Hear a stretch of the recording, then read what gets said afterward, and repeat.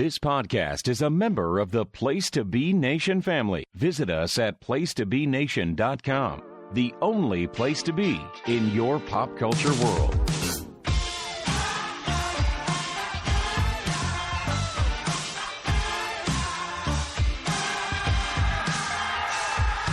Trying to think of a way to get started. Stutter my flow, train of thought just departed. Taste of mezcal on my breath. Let me get this off your chest. Open my mouth. Greetings and salutations. Welcome to Geek and Sassy. I am Jennifer Smith, and I'm here with my friend Miranda. Say hi, Miranda. Hi. We decided to start a geek podcast along with a bunch of our friends, kind of following their footsteps. We wanted to talk about geek stuff, girly stuff, fun stuff, crazy stuff, all the stuffs. All the stuffs. Yeah. I like that. So we named ourselves Geek and Sassy. I guess it's to be determined if one of us is going to claim one of those names. Oh boy. Anyway, let's start by introducing ourselves, telling people just a little bit about ourselves, why we consider ourselves geeky, some of our maybe geek history, if you can call it that. Tell me about you, Miranda. Well, you know about me, but they don't know about me, so I guess I'll start. It's a long story that all began at the age of 2. No, it really did. It began at age 2.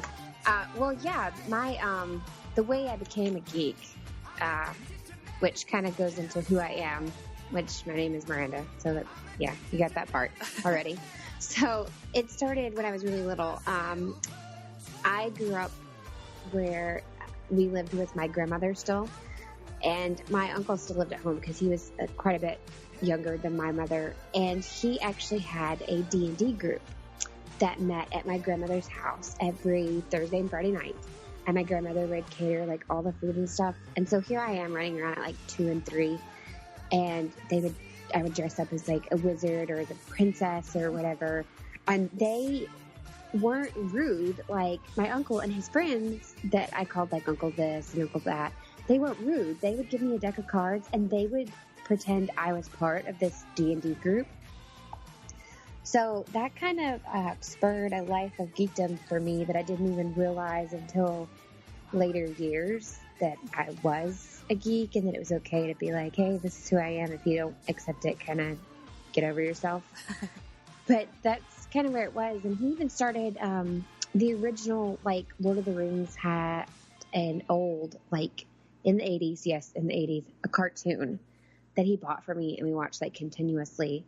So that's kind of where it started. And now it's evolved into something so much more because, like I said, I realized it's okay to kind of, like, let that flag fly and be proud of who you are, especially with it being so prominent, like, in our pop culture, now as it is. I'm also a mom now, so he kind of drug things out of me that I had forgotten I had a love of. They tend to do that, don't they? Yeah, he did. Well, he did, because, here he is, and he was like, have you seen this? It's called Transformers. And I'm like, have I seen that? You gonna learn today, son. Right. Or like the day he came and he was like, oh, I like Power Rangers. And I'm like, can you name the originals? And I'm like, he's like, what? So it's kind of evolved. So I guess that's where my geekdom started. A little about me is, both of us are podcasting from Southern Alabama, but I'm not actually originally from here. I grew up on a farm in Southern Kentucky and was transplanted here due to my husband, who was former military. And now we're kind of permanent, I guess you'd say, to the area. It better be. Yeah, I hope so. I don't really want to go anywhere after being here for, 9 years? Like, kind of permanent. I don't know. Introductions are kind of weird. This is that, like, when you go to an interview and they're like, tell me a little about yourself. This is where we want to ask you questions, but legally we are bound not to. That's how I feel right now. I enjoy working and then working here and then working. So Right. do I have the job? You to work me like a slave, pay me very little money, and never allow me to see my family. Sounds Where do great. I sign? You're Oh, hired. My soul was taken too. Okay. Yeah. No, I am a stay-at-home mom, which I say stay-at-home and then I'm never at home. Exactly. What that means is I'm actually the head of our PAT, which is the same as like a PTO or a PTA. We just call it something different. It's PAT, a Parent Action Team. And I also tutor in the afternoons at my son's karate studio that he takes karate lessons at. We do more than just let the kids take karate lessons. We actually have a group of kids that come in the afternoons, and we do their homework with them for about an hour before they take their lesson. So when I have to, you're a better woman than I am. well, I've noticed lately people are like, "Oh, what do you do?" And I tell them that I tutor at a karate studio, and they're like, "Oh, that's cool." And then they start doing like these strike a pose things, like kung pao into the fist pose, and I'm like, "No, guys, I know nothing. Like, I have no belt. I don't know what you're doing right now because I can kick you, but it's not correct." And well, it is kind of misleading because it does sound like you're tutoring children so that's in why martial arts. I kind of like go in depth there because I'm Yeah. waiting for hopefully a listener to say, "Oh, that's so cool," and me have to be like, "Well, actually." So I just figured we'd just go ahead and get that done with. Right. Get it over with. Well, homework in my house is the opposite of where I want to spend my time. So, kudos to you for molding young minds. I didn't say I wanted to spend it. Yeah. Sometimes it's easier to do it with a child that isn't your own. I will say that. Yeah, because then, you might feel guilty about, like, yelling at them or, They just listen differently when they're not yours is all it is. It's really what it comes down to. So what I'm hearing is you're going to come tutor mine. Oh, my Lord. Move to Enterprise. We've had this discussion. All right. So I guess I'll take over for a minute. Yeah. So, Jenny, tell us about you. So, how did you become a geek? And tell us a little bit about yourself. I'm originally from Dothan, Alabama. Born and raised.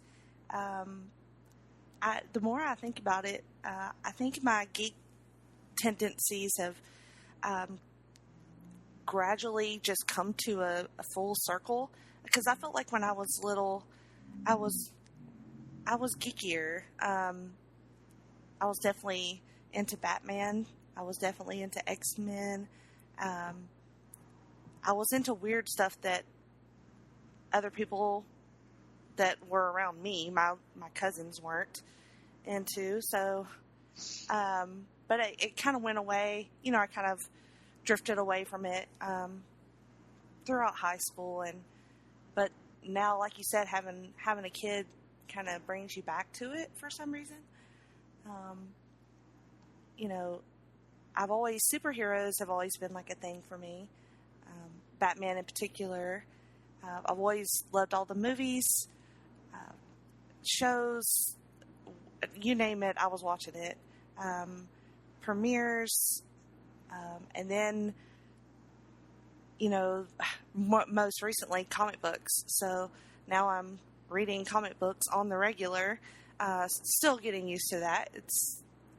It's different, but I'm definitely all in for it. I have to say I'm very proud of you on that one because I remember a discussion we had 2 years ago now where you were like, I just can't do it. I don't know why, but right. they're such a quick read. I just can't do it. They don't grasp me long enough. Right. And now you're like, oh, I've got to pick up a whole list. Yes. I'm very proud of you for branching out and going there. It just makes me happy. Well, I'm glad. It makes me happy too. It's basically DC Rebirth that's done it for me. I just clicked in with everything that they did in Rebirth, and for the most part, I've really liked a lot of it. So then, I think once you start talking to people who love comics, it slowly infiltrates your whole life.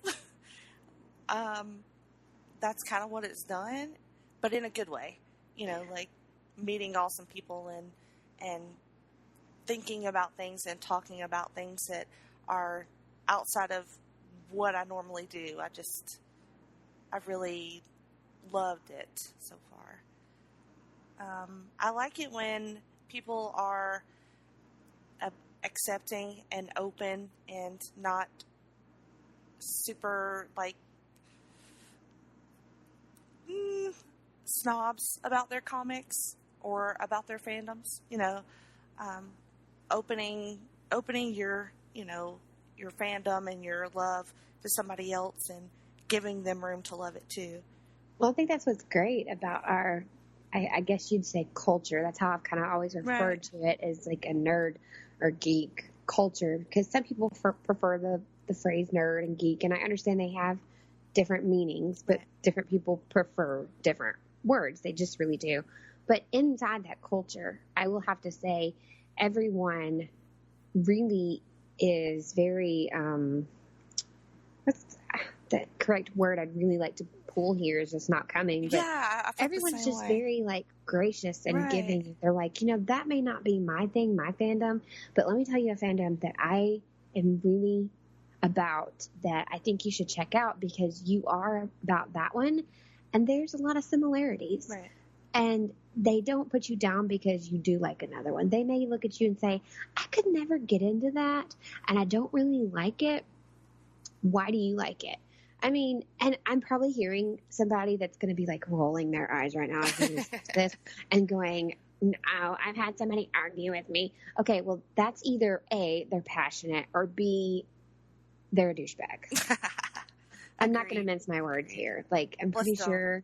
Yeah, well, I mean, that's just all it boils down to. So at the end of the day, you can't please everyone. But for the most part, the majority of this culture that we have for ourselves, our little niche here in the wall, everyone is very giving and gracious and caring and wants to share, because that's what it's about. Loving your fandom is about saying, oh my gosh, you didn't know about this? Oh my, let me share it with you. I love it. And I have, on the rare occasion, run into, the opposite of that. And luckily I can just pull away and say, you do you, and I'm going to go over here and talk to people who actually, are a little bit more understanding and not douchebags that actually want to teach you things too. That's the other part of it. If you are interested in something, there is somebody who can teach you about it for the most part with authority. I tend to gravitate towards those people, I think. I know that, I'm trying to think. There's been several fandoms, for example, with my son that I've not known anything about. But there have been adults that have been willing to talk to him about them, talk to me about them, and just been very friendly. And then I've had others that have just looked at me and said, I don't really think. How old is he? Oh, it doesn't matter. Right. And I'm like, I think it should be regardless of your age, unless it's just something that's so highly inappropriate, which you've had, and I've had several discussions about the appropriateness of showing certain nerd things to your tiny geekling. But I think you might be a little more disciplined in that than I am. I don't know. I have this whole let them be little thing. Yeah. That was destroyed for me as a child, not by my parents' fault. It was an accident on their part because I had a cousin babysitter that was much older, and I just don't want that for him. So I guess maybe I've in some way been helicopter mom. But that's another discussion. But that's where I think it's great that people will explain things and take the time to explain things, because, I mean, our big one, for example, Five Nights at Freddy's. Yeah, no. To me, it's like a Chuck E. Cheese Exactly. was left abandoned and now things jump out at you. Yeah. And I don't find the appeal in that. Not because I'm scared. I love me some horror. But because I'm like, I'm not scared. Yeah. I feel like I should be, and I'm But not. you have to respect the fear, though, because my son is really scared of Five Nights at Freddy's. And see, that's where I do respect it, because I'm like, I don't understand this. I would never make fun of someone who is afraid of it. Mm-hmm. But my son is like so infatuated in it. He's like, oh my gosh, isn't it terrifying? Isn't it amazing? And I'm like, Yeah. Whatever. But that's where, like, I guess as a parent, you become also accepting on another realm. Right. As a geek, you're like, yeah, and you just roll with it. Exactly. All right. Is there anything that you've been watching or reading that you would like to mention or talk about? Well, yeah, I was going to say, I know that you have been real heavy in the Rebirth, reading of the Rebirth. So I know that your reading is going to be mostly comic related. And I do have a pull list that I pick up. And I love my comics. But I am actually taking kind of a break from reading the comics, not because I'm bored or anything. It's just sometimes you want to go to something else. And I'm like an avid reader anyway, like in general. So I decided to go to a series that I had read book one, like back last year. And it's not a new series or anything. It's an older one. But it's actually, what is the name of the actual series itself? Oh, goodness grief. So the book is The Last Apprentice, The Curse of Bane. It's Joseph Delaney is the author. And they had a movie that actually came out based on book one. I want to say I saw that. Yeah, and it was like all kinds of, what did you just do to my book? Yeah. But I'm reading book two, and it's fantastic so far. Like, better than book one. I'm about, I'd say, 3/4 of the way through. And just, like, basically what happens is the seventh son of the seventh sons of this area, they really, the only job skill they really seem, or they really feel that these boys are fit for is being a spook. But what we think of as a spook now is not what they are in the book. In the book, they're people that go out and they take care of the witches, they take care of the boggarts, they take care of the ghosts that are a problem. But the problem is, with them taking care of those things, no one wants to be around them because they think they do the devil's work. So in turn, they kind of have some sort of bad juju going on. And it's just kind of interesting to watch this young man be this spook's apprentice. And he is kind of having the time of his life. When he first got there in book one, he was kind of scared shitless. But he gets through it. He gets through it. He realizes this is great. This is what I was called to do. He even has a meeting with his mom where who he calls ma'am. And he's like, she explains to him, I don't know how to tell you, but this is what you were called to do. Forget the people that are going to like spit at your feet, make fun of you. And sorry if I just spoiled book one for anybody, but I really did. There's an entire story that goes on there. There's something that they hunt. Well, no, there's something they hunt down that you got to read the whole book. I didn't spoil anything for you, actually. All right. So book two, though, his master, the spook, is in trouble, and it's basically all on him right now.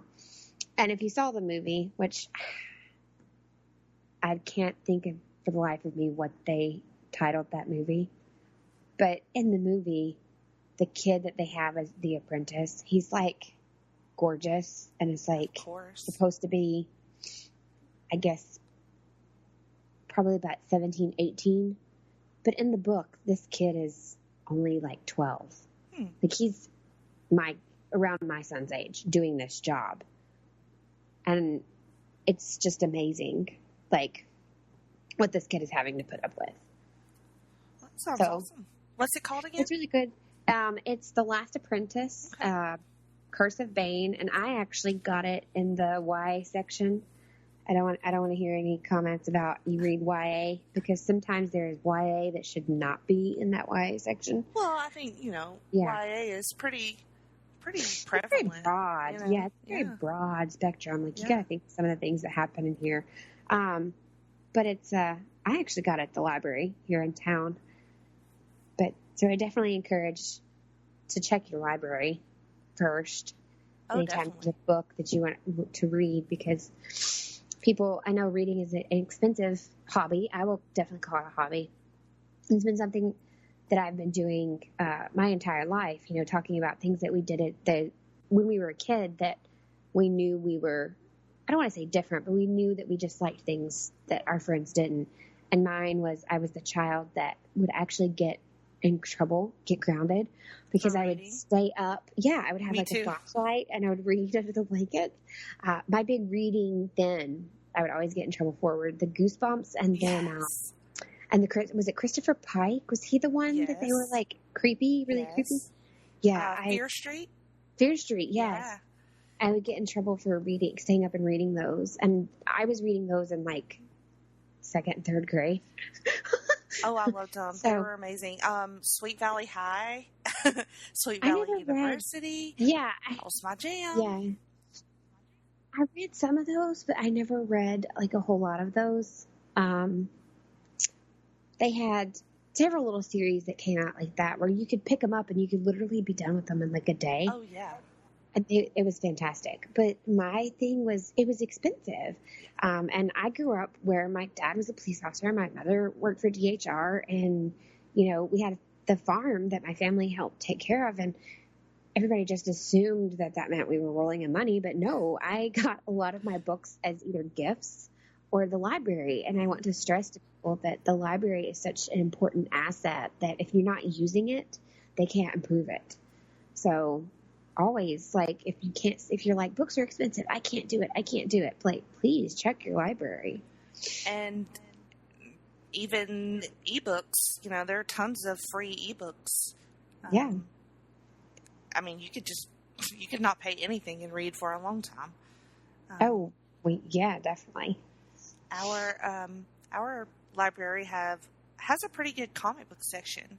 I actually read several from the library. Batman Hush, Batman the Long Halloween, Watchmen most recently. So I was really surprised with their selection of comic books. And something else they had, the Japanese, what's it called? The manga. Yeah, that. Yeah, they had. Now, I will tons of say, that. the library here in Enterprise, they actually, for some reason, I noticed all the comics that we had are kind of gone.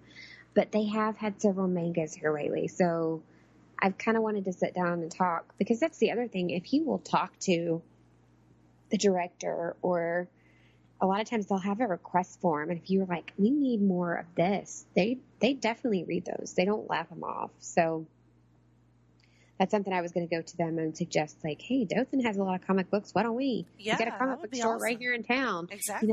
So it's just something that every time I've seen your pictures, when you go to the library and you pick up another bundle, I'm like, man, Yeah. kind of a little jealous here.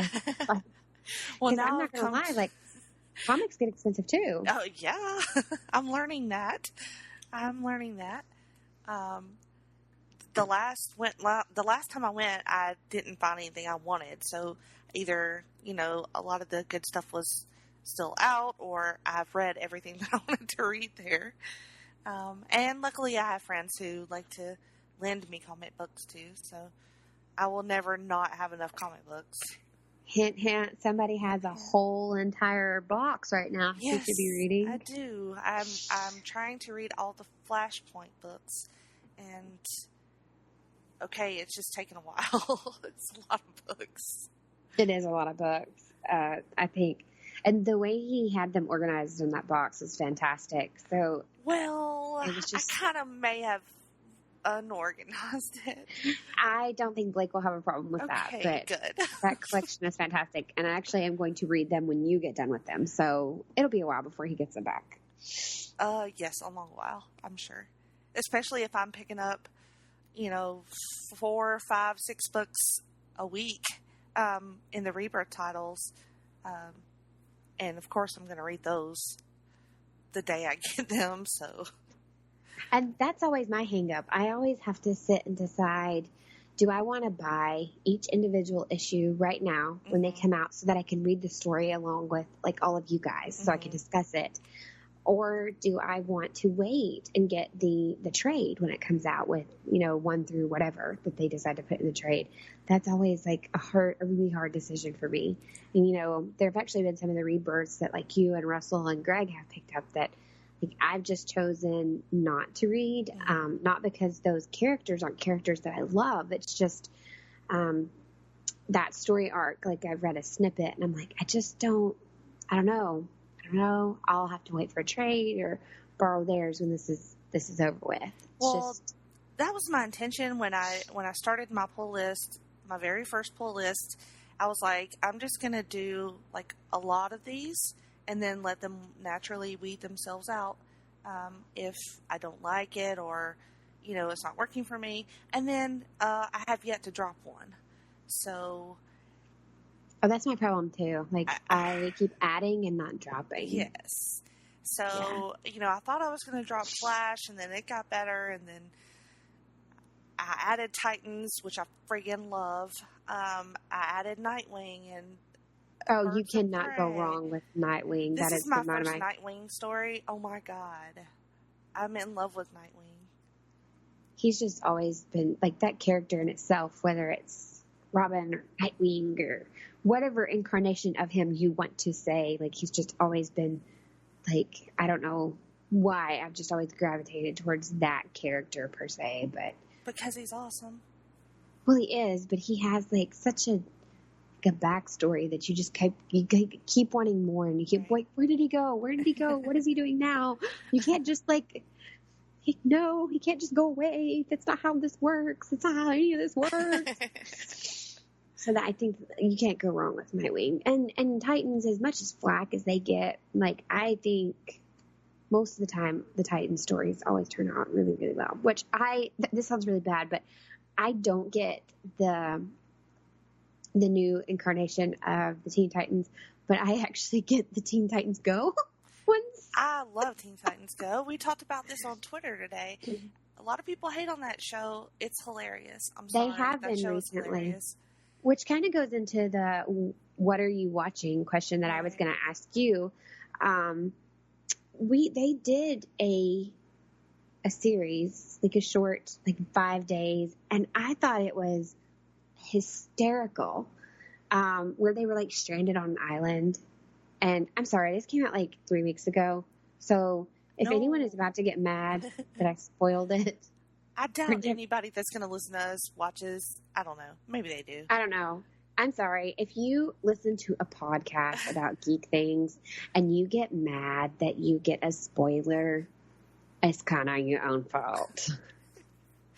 But for all the legions of Teen Titan Go fans, warning. Put your fingers in your ears if you didn't watch the 5 days shipwreck. So they did this. It was like they're going to be stranded here for at least 5 days. Like the song was hysterical. And then the first episode, they pop out. And I love that they do things for adults because I'm sitting there watching it with the Geekling. And he's like, this is so funny. And they've got everybody is pretty much somebody from Gilligan's Island. It's kind of like how they've got it going on. Awesome. And it goes through the week. And like Robin is determined to make this work, basically. Of course he is. And he's like gotten them fight. And then at one point they even fight dinosaurs. Like they almost like battle bot with dinosaurs almost. And then on the very last day they find out it wasn't even real. Like this island wasn't even real. They were like abducted and thrown in here, and it's a TV set. Oh my God. I love that show. There's an episode called Burger versus Burrito. Oh my gosh. It's the best. Kaden has been going around the house singing the Pyramid Scheme Money song. And he sang it to my brother. And my brother could not stop laughing. And then he's like, do you even know what a pyramid scheme is? And he's like, yeah, it's when you create this business, and he's like, basically, you make this chart where the people underneath you looks like they're making a lot of money, but they're really not. Wow. And I'm like, Teen Titans taught you all that? Wow. Wow. Life lessons. Right. So it just cracks me up. And the songs. Oh, my God. I love the songs. They're so great. So I watched that. But that kind of, I wanted to see, like, what are you watching, or what did you just finish watching that you're, like, really excited about? And I know, I'll go ahead and ask you, and what is something that is going to, because all of our fall shows are going to be coming out soon. Right. So what are you really wanting to watch? Like, that's kind of a multi-level question there. It is. Well, Netflix is my true soulmate. No, that's like your spirit animal. Let's just be honest. It's part of me now. Like, there's no separation anymore. So I am very fond of the Netflix original series, like pretty much all of them. They've done a fantastic job. I would just go ahead and say that. Mind-blowing. I've not found one where I'm like, I don't think that should be happening. So, like, Stranger Things was a huge hit. I mean, it was amazing. Which no one pulled my geek card, but I have actually yet to watch it because I've had so many other things on my You have list to watch to read. Oh, no, it is definitely one that I want to watch. Like, I watched the preview when they posted it on Netflix, and they were like, oh, this is going to be coming out on this date. And I was like, oh my gosh, what is this? I need this in my life. And this other things, I got really invested in other TV shows that are finishing up because they're summer shows, and I did books. I actually did the summer reading program at the library for adults. So, like, I was really into, like, finishing that, and I just haven't started it yet. So I think I've seen it twice, just back to back. I had to watch it by myself, and then my husband, who never wants to watch any Netflix with me, he ended up wanting to watch it too. So I just turned around and said, that's fine, I'll watch it again. So I've seen it twice. I'm probably gonna see it a third time pretty soon. Did you, like, watching it a second time, were there things in it that made you go, oh my gosh, I wish I paid, like, yes, closer attention? Because I've noticed with shows, several shows and movies, that sometimes I do that, and it just makes me stop and go, I wish I had noticed that before, because it would have helped me come to the conclusion of blah, blah, blah, or ABC, or, right, whatever it is that I was wanting to get to. I think it got even better on a second watching, especially to me, the horror aspects of it, just so well done and just creepy, just so freaking creepy. I mean, if it hits you in the right way, it could be nightmare fuel. I'm just saying.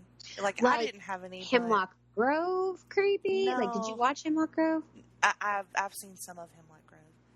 Oh, I loved that one. That one was fantastic. Let's see what else.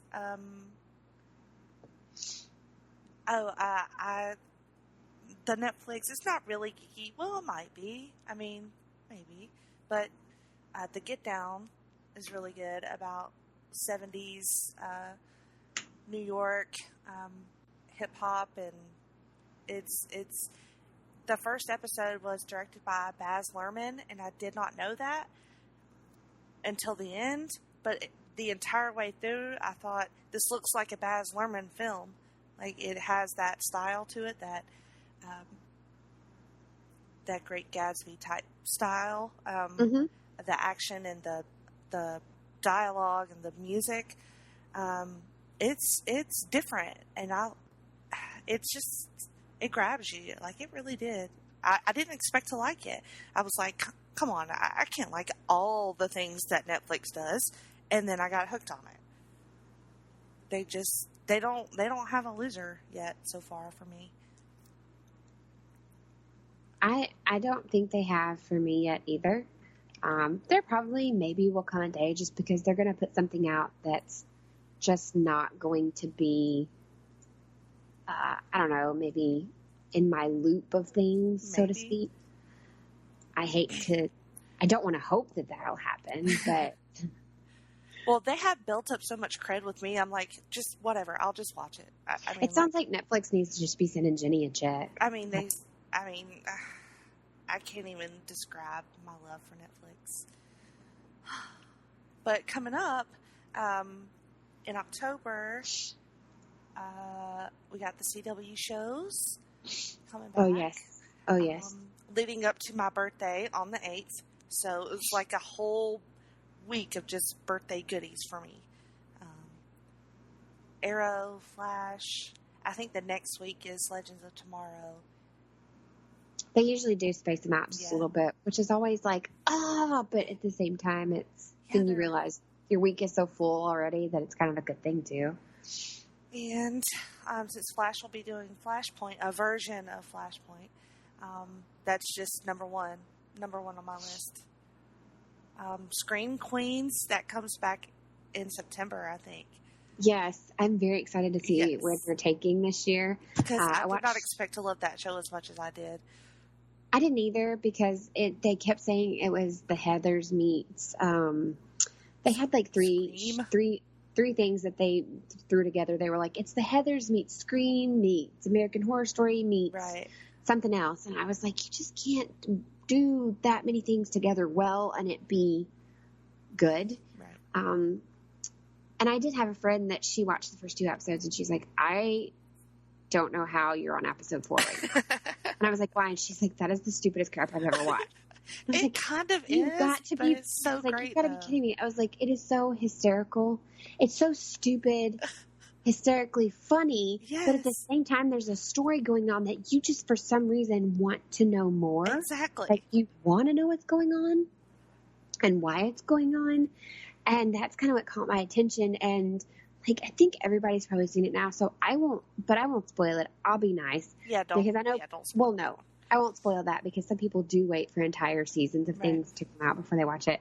But like, I told you, I called it last year because you and I and who was it? Me, you and James. And maybe Nick. Yeah. We had a discussion during, which we do. There's a group of us.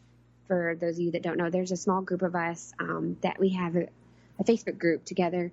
And what we do is we will actually log on during the showing, the live showing, and we will discuss it as things are happening.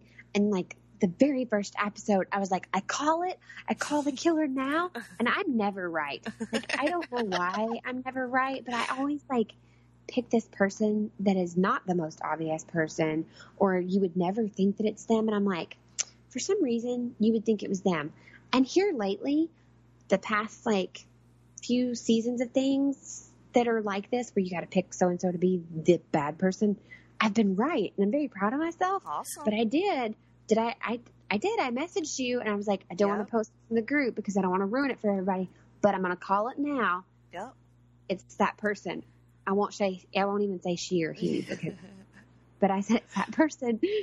And then when I finished the final episode, I was like, holy shit, did you finish it? And you're like, not yet. And I'm like, finish it now. I have things to say. I don't know. There's something about that show. I really don't even know what it is. I can't even describe it. It's like funny. It's not gross, but it's like funny gross. Yeah. But it's like, I don't know. Dumb funny and smart funny? Yeah, it's dumb.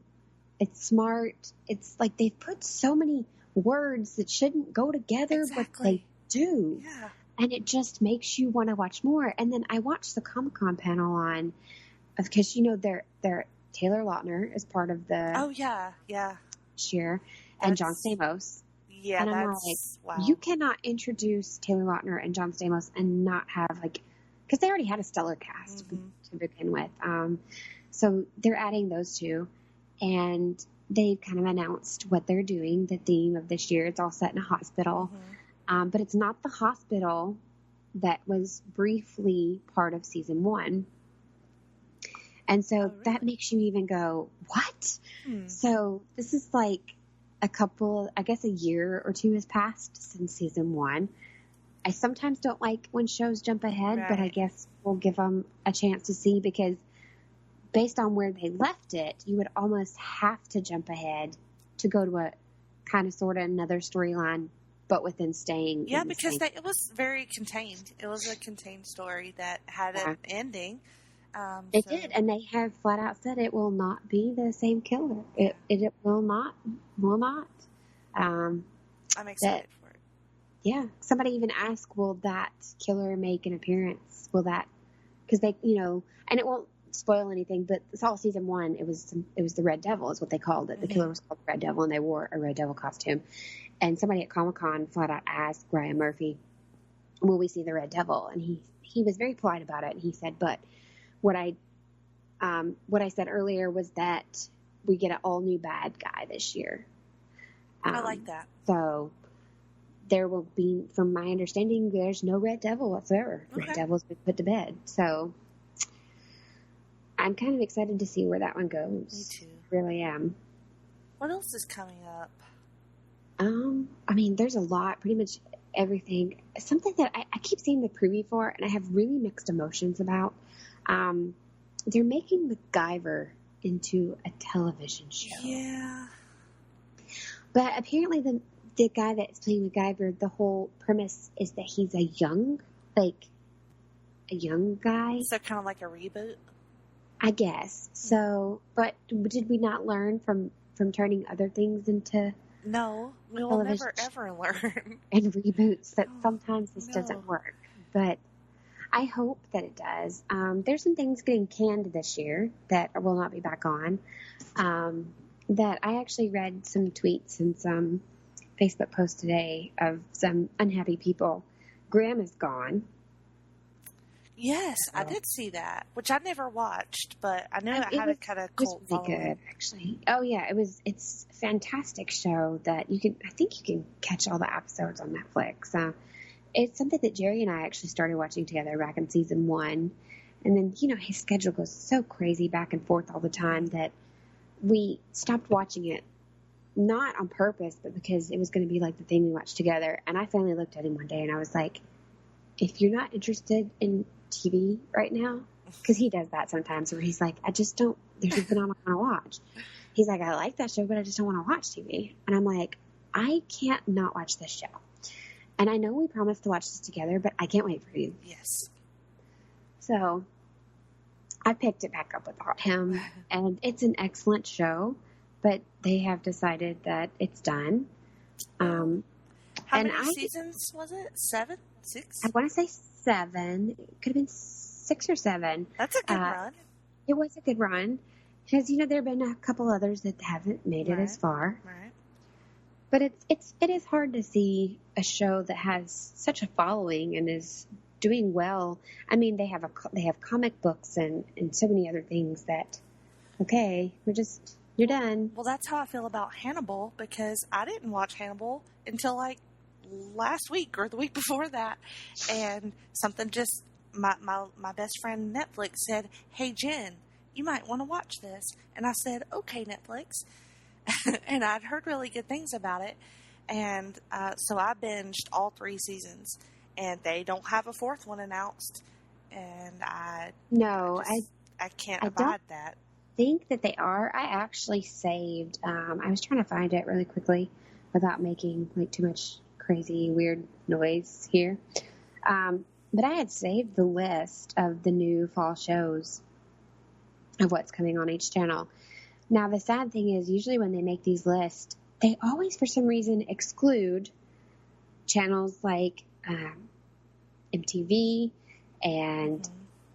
Which it's Freeform now. I keep wanting to say ABC Family, and they actually do a lot of really good shows that are fall television shows. So I hate that when they do the fall lineup grid for you, that they don't include those. Huh, I wonder why But they don't. I guess they only do ABC, CBS, Fox, and NBC, and they do now include the CW. I mean, they do within the past few years when they do it. They consider, to be the major networks. It's not like 1953. I mean, I know. It's just like, why? That makes no sense to me. But I have, from what I understand, Hannibal is not on the list. Yeah. I have not seen it at all. It's not. So unless somebody like Netflix picks it up, which, we have seen happen before, Yes. that There will be no more Hannibal. What I also did not see on the list, which they were flip-flopping back and forth on whether they were actually going to bring it back or not, was Sleepy Hollow. Yeah, I never got into that one. I watched maybe like the first 6 episodes. But I knew it changed time slots a couple times, maybe. It did. Had Which some I trouble. was the opposite of you. Like, I watched like 2 episodes of Hannibal and was like, I'm not feeling it. And not Sleepy Hollow, I was like, can you please be next week already? Yeah, I don't know if maybe it was the wrong. I feel like Sleepy Hollow would have done well either as a Netflix show or on CW. Maybe it just wasn't the right channel I agree for with that. It happens a lot. And another one that's gone that I absolutely loved, and everybody I talked to that watched it, they were like thrilled about the show, and they canned it after 1 season, which makes me so angry, was Limitless. Yeah. Yeah, I like that show too. That main guy, what is his name? The main character. Oh my goodness, he used to be on a show I watched on when it was ABC Family, when they first started doing shows, like, you know, TV shows, and it wasn't just like, oh, you turn it on, He's it's good. 700. The only problem I had with him, and this is totally like weird, but have you ever had like an actor that you really like, and then they make them play like a bad guy, like a really bad guy in something? And I don't mean like a villain. I mean like a bad person. Oh. Well, they had him do, I like Lifetime movies, so sue me. They did a movie about the Craigslist killer, Oh, God. and he played the Craigslist killer, and I was like, no. what are you doing to me? Oh, no. Oh, so it's Jake McDormand. Oh, yes. Yes, and I he's like just, him. boy, he's adorable. He Like, is. he's just adorable, and he's such a good actor, and like, he played the part of, what was it, Brian? Yes. Brian Finch, so well, and it was just so well done, and it was just very interesting.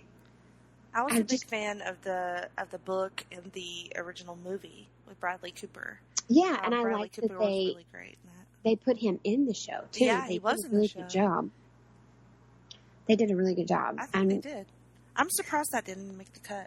I don't know why. I will give them this. They are starting to do better about letting things go a full season. Yes. Before they're like, oh, here's 4 episodes and you don't get any more. Yeah. I remember. That's brutal. Oh, yeah. There was one year, it's been, Katie was probably 4, I want to say. And that year, there were literally 4 shows that came out. And it was, when they did The Witches of Eastwick, Happy Town, The X List, and something Cupid. And they all came out the same year, right? Mm-hmm. Or they may, excuse me, somebody's probably going to listen to this and be like, you're wrong on your years. So they may have been within a year of each other, but they were like way close together. And they canceled them. Like within the first like 4 episodes, they were like, and we're X-nagging this. And like, you didn't give people enough time to find the backstory on these. And like, sometimes I need like 3 episodes. Sometimes I record the first 3 episodes before I even watch them. Like, how did you make the determination that that it's canceled? Like, it just, I don't know how they make those decisions. I don't either. I know we've done the Nielsen surveys like a ton. I do them every time we get one in the mail, or every time they call me about doing one. I think that's probably why they keep sending me those, because I do them.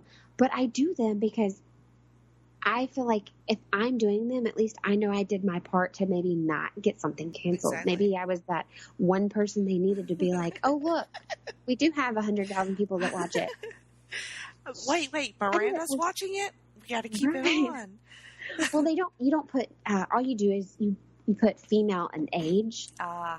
And then they give you this little booklet to fill out, one for each television in your home, and they want to know what's on that TV, even if it's on as just background noise, what channel it's on, and then you mark off what times it's on. Right. And then if you recorded something, there's a different section in the back of the book. You write down every single thing you record. Well, it seems like, it's a little time most consuming. people I know record everything, so that should count for something. There's a lot of things this last year, there were a lot of good shows that came out. And I recorded a lot, and I ended up dumping several because I was like, this sounds really bad, but Netflix picks them up, and if it's good, they'll pick it up. Exactly. And if it's not, they'll cancel it. Netflix will still pick it up. Like, it'll still be on there, at least the first season. Well, see, something that I really loved, I thought she was amazing, was Selfie. I mean, it was a terrible name for a show. Oh, that was an adorable show. Karen Gillan is really amazing in that show. And even the other dude, Henry Cho. Yes. And what else was he on? He was on something. He was on Harold and Kumar. He was in Star Trek. Yeah, but there was another show where he was just like really funny and he is really like funny. that. But them together, you wouldn't necessarily put them together. But they were just John Cho. John Cho. That's right. That's right. He was, but their chemistry was unique. It was different. She's just like the most gorgeous thing ever, and she just killed that show. I don't understand why they canceled it. I don't know if it was the demographic they were trying to reach, Maybe. the time they have it on, but that's the thing that they have to consider is it really does make a difference what night and what you put things on before and after.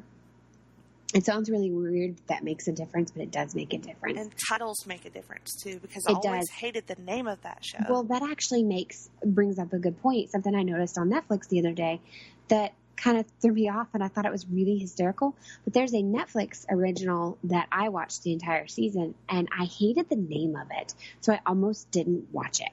What was it? But I was really bored. And the original name to it was Scrotal Recall. Which was hysterical, but it was like, I hated it so much. I was like, I don't know that I want to watch this because I don't think this is something that, what is this?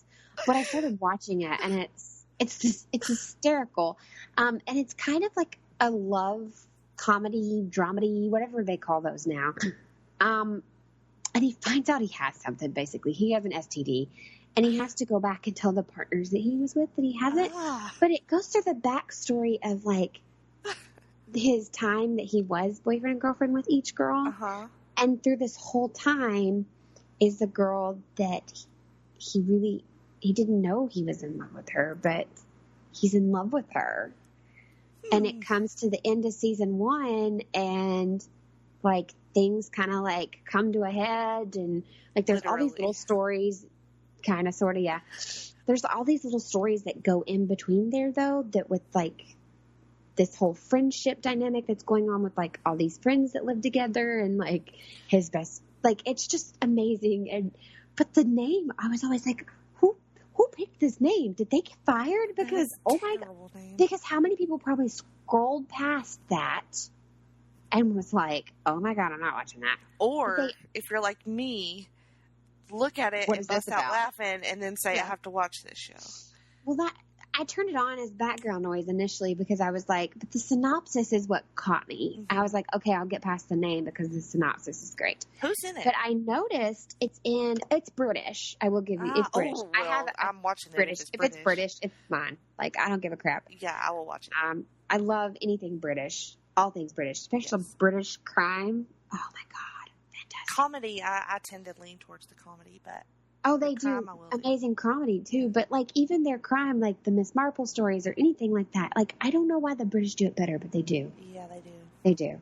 But I noticed it's in my, because it's in my queue still because I knew they would possibly be adding a second season, so I leave it there.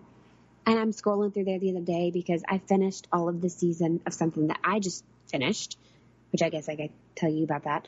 So I was like, what is this? Oh, a new show. Because it's now called Lovesick. And I'm like, what is this?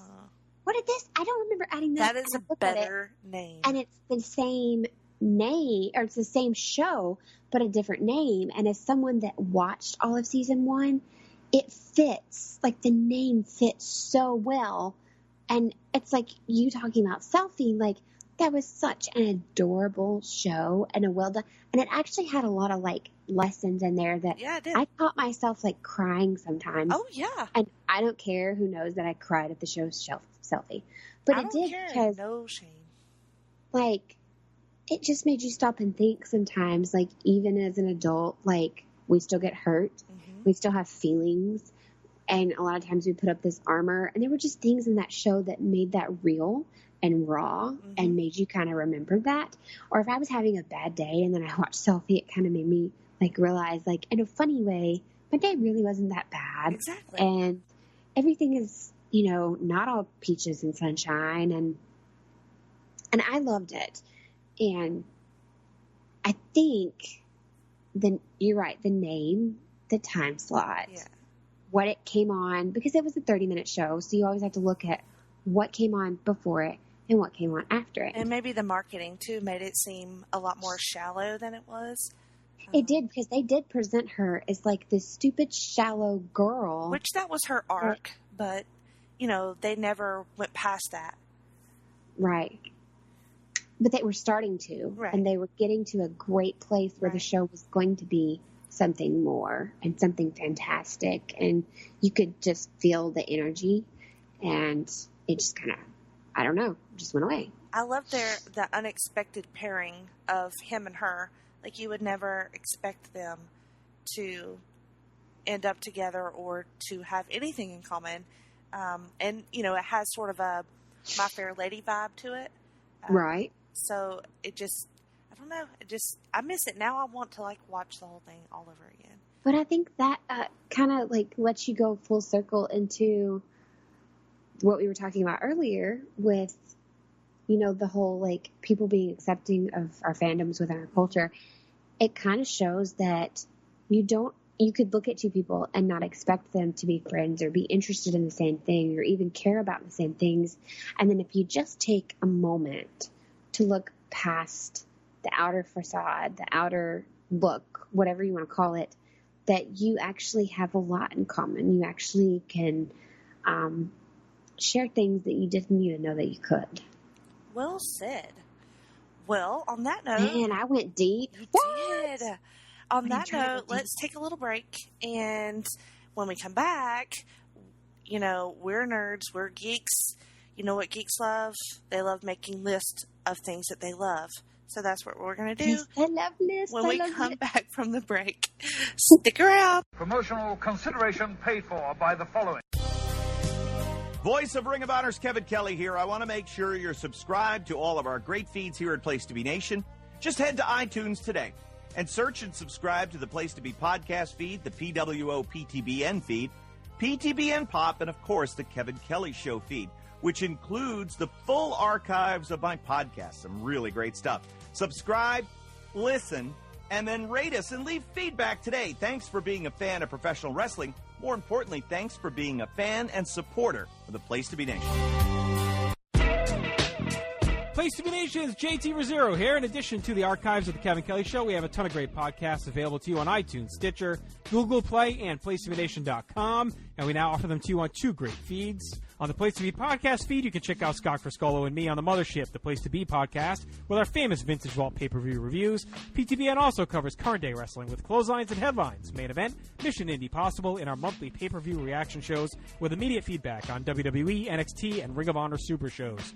Relive wrestling's past with our monthly pay-per-view rewind series led by Ben Morse and the Dangerous Alliance Wrestling podcast as we dive into various subjects in the form of exercises and games. All of this in addition to Scott Keith's Podcast of Doom, which includes discussions on questions from listeners, as well as current day and old school wrestling. We also have sports covered too with the Sports Lounge, the TJ McClune Show, and NBA Team Podcast. On our brand new PTB Pop podcast feed, we offer great shows such as the Glenn Butler Podcast Hour Spectacular, Rank and File, Lucha Undead, as well as a veritable podcast heaven for comics fans with the hard traveling fanboys, Sellers Points, Todd Weber's Conversation, and Imaginary Stories. Subscribe to both feeds on iTunes and be sure to rate and leave feedback as well. All of these shows are available on PlayStation.com, where we cover pro wrestling, sports, movies, comics, plus tournaments and more. Be sure to check out on the right-hand side of the site for details on how to support the site when you shop at Amazon and download our free Place to Be Vintage Vault Refresh ebooks. We also want to thank our friends at Bonehead's Wing Bar in West Warwick, Rhode Island, and Fall River, Massachusetts, and Scott Keith's Blog of Doom. Be sure to follow us on Facebook, Twitter, Instagram, and Tumblr as well. PlaceToBeNation.com, the only place to be in your pop culture world.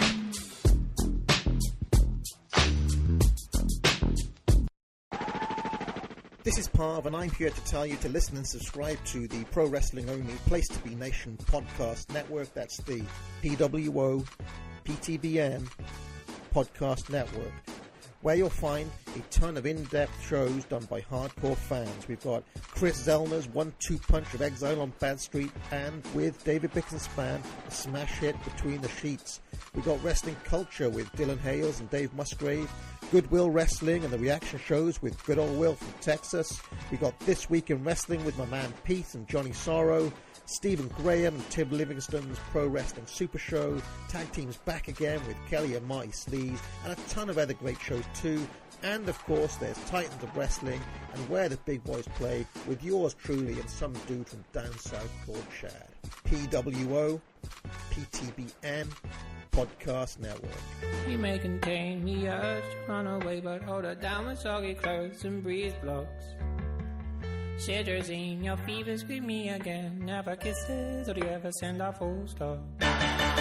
Do you know? Okay, guys, and we're back after a short little break there. You know, sometimes you just need those. Hopefully, everybody came back. I know, right? All right, so we went around, we tried to come up with some things to talk about in our first episode. Like I said, geeks and nerds like to list things because why not?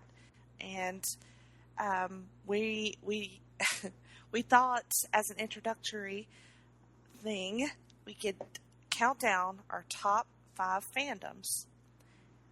And we haven't discussed the lists with each other, so we don't know what we're going to say.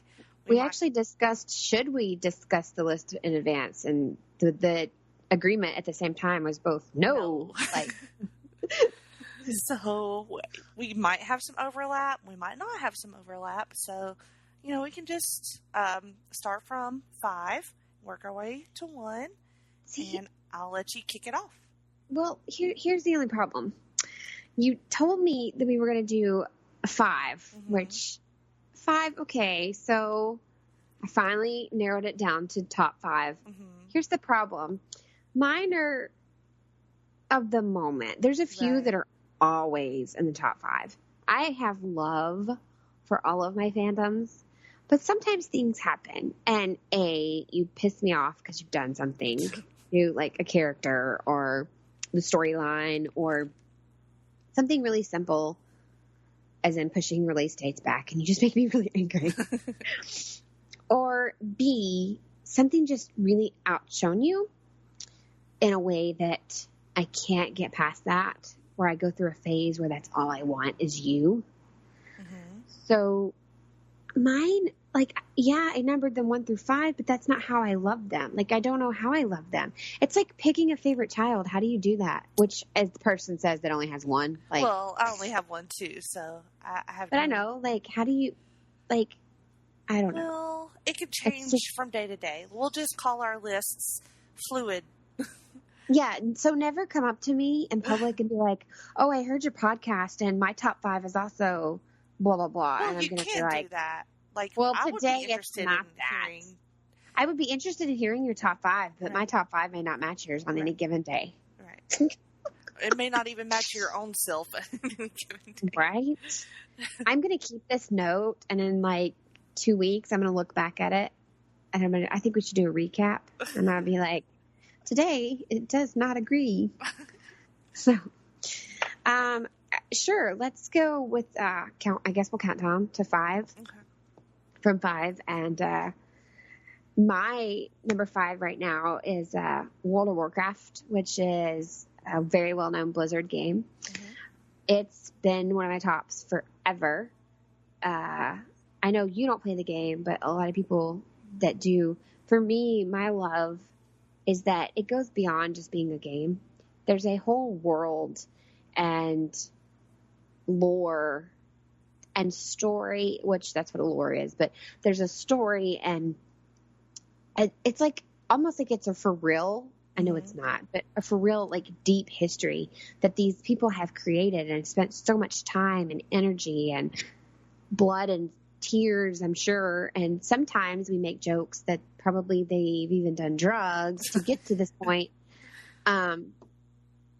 just because of thought processes they have, but it's such a deep, rich storyline that even above and beyond the game, but don't let that deter you. Like if you're someone that was thinking of playing World of Warcraft, because my son even plays. And I don't know how much of the story he's actually listening to. I think he's just like, yeah, I killed it. Woohoo! I took it down. I beat the bad guy. I ran a dungeon. Like, I don't think he's actually paying attention to the lore and the story that goes with it.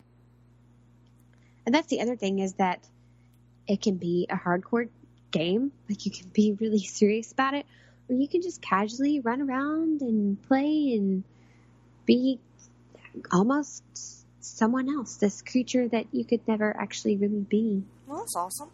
Kind of fun. All right.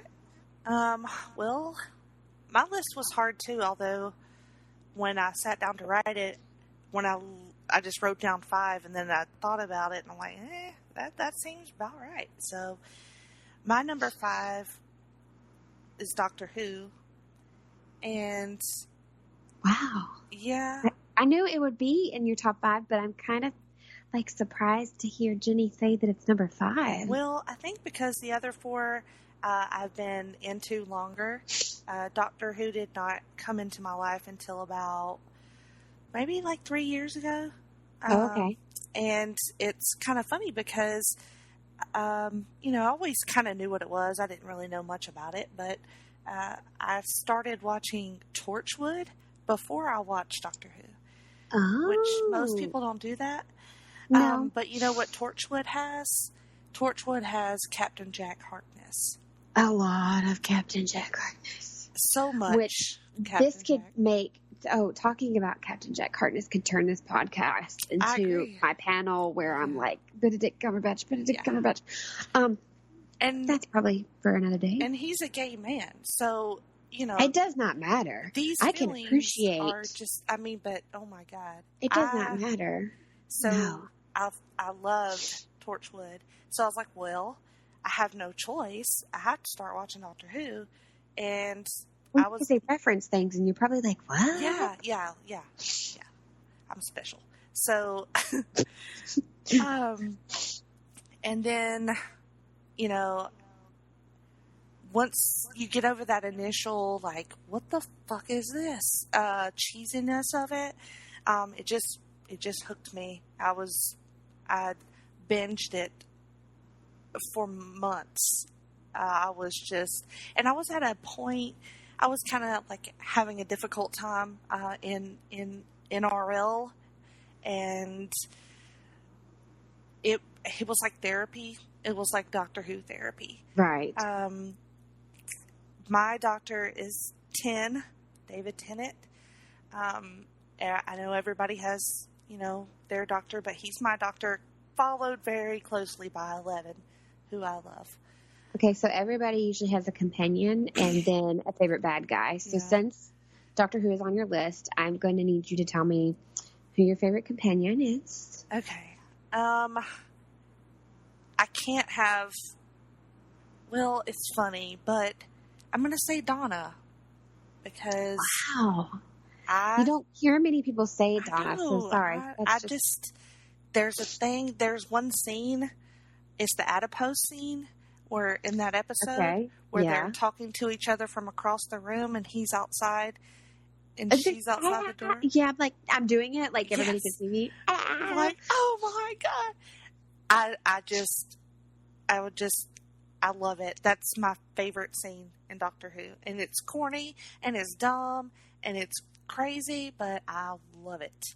But that's the thing about fandoms. It's whatever grasps you and makes you say, let me share this with you, is what makes it your fandom. And Donna you just described what made it yours, basically. Donna is so not Rose, and she's so not Martha. She's just her own. There's nobody else like her in Doctor Who, and she... and it's tragic, she has a tragic part to balance out the funny and the sad. It's just, love her so much. As far as villains, I love the Daleks, but last season Missy stole the show for me. The Master, whatever, Missy the Master. Michelle Gomez, I think is her name. Yes. Just so delightfully terrible. I just could not help but love her. I have no words. I just love her. But there's, with Doctor Who, I have this, like I said, this comfort thing. So if I'm having a crappy day, if I need something, I get it from Doctor Who. I turn on Matt Smith's first episode, The 11th Hour, is my all-time comfort episode. I don't know why. I must have been having just like a terrible, terrible day when I watched that one day, and it made me feel better. But if I need some Who therapy, then that's what I turn on. That makes complete sense. Like, but that's Hopefully. like, well, no, that's how, like, you basically explain your fandom to someone. Yeah. It really is. Like, And I don't know. It's such a else could global be better thing, said. too. Yeah, it's just worldwide. Everybody goes crazy over it. I love it. I love the frenzy of it. I love how people get so obsessed with Doctor Who. It makes me happy. What you got at number 4? Well, for number 4 for me, it's really hard to put it down at number 4, but it's, like I said, it's hard to rearrange any of these at a number. I'm a huge Disney. And when I say Disney, I mean like overall, like anything Disney. Some people might not find that something that you geek out about, but if you are not a fan of Disney, either you're lying to yourself or you're lying to us or both. Yeah, something's not right with you. Something is not right with you. My go-to, more than anything in the world, Disney, is when Disney decided and they did this years and years and years ago, and then they've done remakes that have been fantastic as well. But Alice in Wonderland has always been my absolute favorite. And then, the two new ones, the one that came out several years ago and then the one this summer, absolutely phenomenal. And it's just anything Disney does, they do it with such class and such, even going to the park this summer. And I know people are going to be, it's so expensive. It's just, worth it. It's so rewarding. Like, I found myself at one point when we were at Disney, they have a light show that they do on the castle at the end of the evenings. And it's a certain time of the night, so you can get a seat, and it's perfect timing. And we found these perfect seats that were near the castle, but not so close that you couldn't see. And at one point I was like, what the crap, is it raining? And I reached up and rubbed my face, and I was like, oh my God, you are crying. It was everything that had come together for me, because this was my first trip ever to Disney at 31 years old. I finally made it to Disney, and I have my son in my lap, and it's his birthday, on his birthday, actual birthday, and he's sitting there in my lap, and all these other families are around you, and this light show is going on, and they're playing all these different scenes, and they literally add there's no one that they forgot in that thing. And they're playing all these songs that we grew up with and that are new now. And it just hits you in a way that it makes you remember why Disney made you happy. It's like, for you, Doctor Who is your comfort. And it is a comfort thing for me too, but Disney is my comfort. If I am feeling in a particularly bad state, or I just don't feel good, there are certain Disney movies, and one of them is The Great Mouse Detective. I can put that in, and even if I'm not watching it, which I know all the words to it at this point, I can put it in and just listen to it as I fall asleep to take a nap, because I'm exhausted from whatever it is in real life that's just getting me down, or just to have it on to make me feel better. Or I'm a huge fan of the new Rapunzel, which is actually called Tangled. I love Rapunzel. Alice, even the original, like cartoon Alice, like any of those movies, Beauty and the Beast, The Little Mermaid, all of those. I'm such a girl when it comes to those. Like, I had to meet the princesses. My husband, Jerry, took me back one night, just he and I by ourselves. And he was like, okay, we can only stay for this amount of time. Let's meet everybody that you can meet. So he took me and he let me meet Ariel, Cinderella, and Rapunzel. Aww. Because he knew how badly I wanted to meet Anna and Elsa too. But the line, when you go in, the way they have it set up is you either go to the right or to the left. And if you go to the left, you can meet Rapunzel and Cinderella. And if you go to the right, it's Anna and Elsa. And the line for Anna and Elsa was like super long. Yeah. And the line for Cinderella and Rapunzel was pretty long too, but not as long. So it was like, well, I'm going to pick this one because I really don't want to miss the whole meeting of Punzi. And then he made a huge effort because he knew how badly I wanted to meet Alice. And we actually he took a picture of the board at the time she was supposed to be there. And we go back, when we were at Epcot, we went back to England to meet her at the time that they had posted very first thing that morning when we went in at opening of park that she would be there, and she wasn't there. They had actually removed the times for the rest of the day. She wasn't going to be there at all for the rest of the day. Aww. So something had happened, and there was no Alice for the rest of the day. And they were like, well, Mary Poppins is here. And I was like, I already met Mary Poppins. Well, that place is just magic. I have a similar story. We went for the first time last Christmas, and, my son is not really that big on meeting characters. He's a little freaked out by them. But he knew how much I wanted us to meet Mickey. And he had met like Chip and Dale earlier in the day, and he did really well with it. So, we used our little fast pass thing to meet Magician Mickey. Oh, those are fantastic. Yes. And so it was really like quiet and private because they only let a few people in at a time. And Mickey would actually like talk to you and stuff. And, my son did so well. Like, he wasn't scared and he didn't cry. And, that was the first time I'd ever met Mickey. And so we took the pictures and he did so great. And then, you go down the hallway and it leads you to a little gift shop. And I just started sobbing like I lost it in the gift shop. I'm just like hugging him and just like, boo-hoo, I'm so proud of you. I love you so much.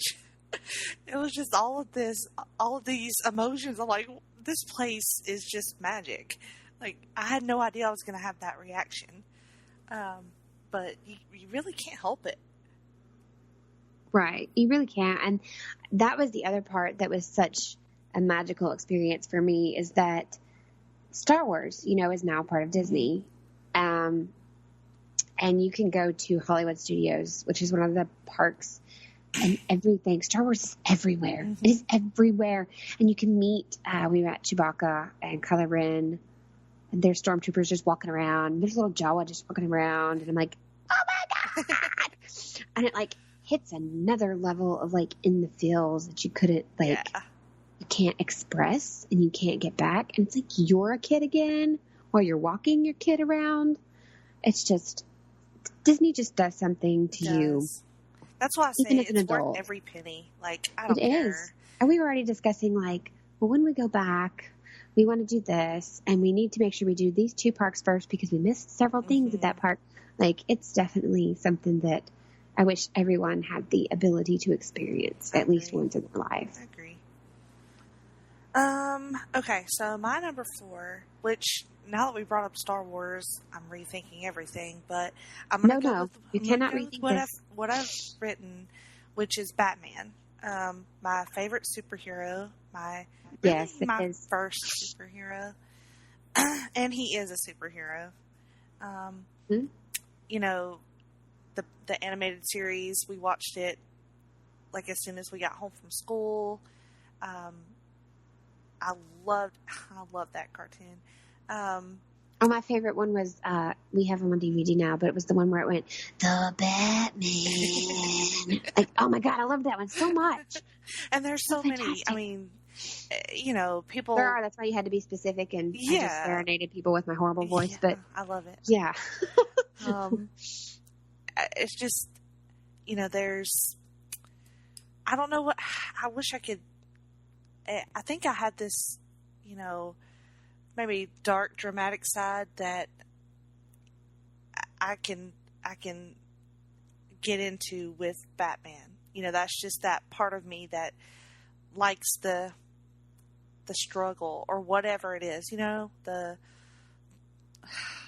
psychological issues that comes along with being a Batman fan, maybe. Well, it's like he's damaged and he's broken and you want to fix him but at the same time he's like, even whether it's the real life movies or not that they're real life, but you know what I mean, whether it's the real action, the live action or the cartoons, like in the cartoons he's drawn in such a way and in the real movies he's portrayed in such a way that he's this gorgeous, like he shouldn't be broken, he should be happy and like billionaire, but deep down it's kind of like how we feel, like this is what you see on the outside and everyone looks so happy and perfect, but internally we're all battling something. And I think that's why Batman speaks to so many people, is because we all have something inside that's just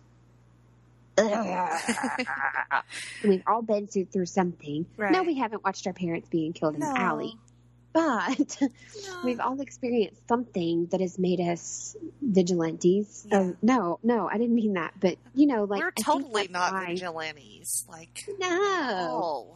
Like, not even. No. But I think that's why it resounds with people. Yeah. And they're the villains. The villains have always been parts of my favorite. Just... Oh, yes. He has... just such a cast of villains that's no one else has that. Yeah. It's just, dude, it's Batman. I can't even. It's just Batman. Oh yeah. What do you got at 3? So number 3, is not Batman because this is not the same universe. But Marvel. I am a Marvel girl. We've talked about this before where, yes, it's hard for people to understand because Batman was my first superhero love. But DC was not my first all-over love. And Marvel was. And you and I have kind of talked about this privately, but I think it's because... when I started delving deeper into things, characters individually, that I started falling in love with. For me, I didn't care for Spider-Man a whole lot growing up, not because he wasn't a cool guy or anything, but I don't know, I just didn't pay attention. And then as I got a little bit older into high school, going back to that whole, like I read alone. I wasn't like the most popular, kind of like I had friends, like I was like Peter in the sense that I had friends that were popular friends, but I wasn't the popular one. And I was always the friend with the guy, but never the girlfriend, kind of like he was, Epic friend zone. That list of, yeah.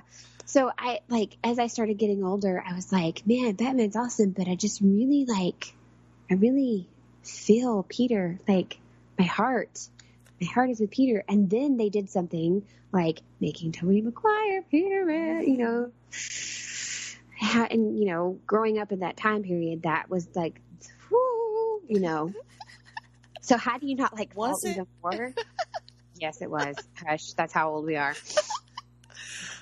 So how do you not fall even more in love when you find, like, when there's an actor that you kind of sort of like, ooh. Yeah. And you start falling, like, even more in love.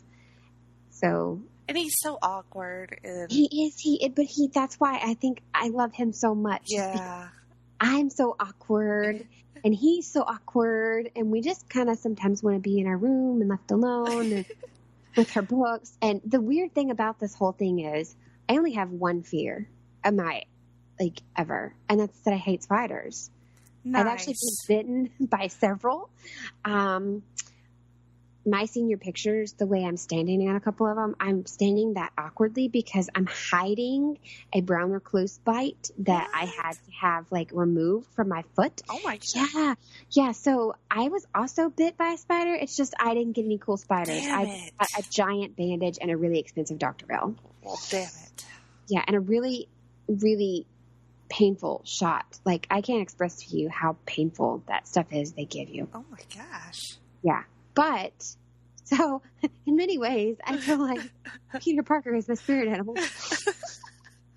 So, but as I started getting, like, more into Marvel Comics, because, like you said, the villains that go with Batman, you want to look at the villains that go with Spider-Man. And in looking at the villains that go with Spider-Man, they do kind of cross-reference a lot of people.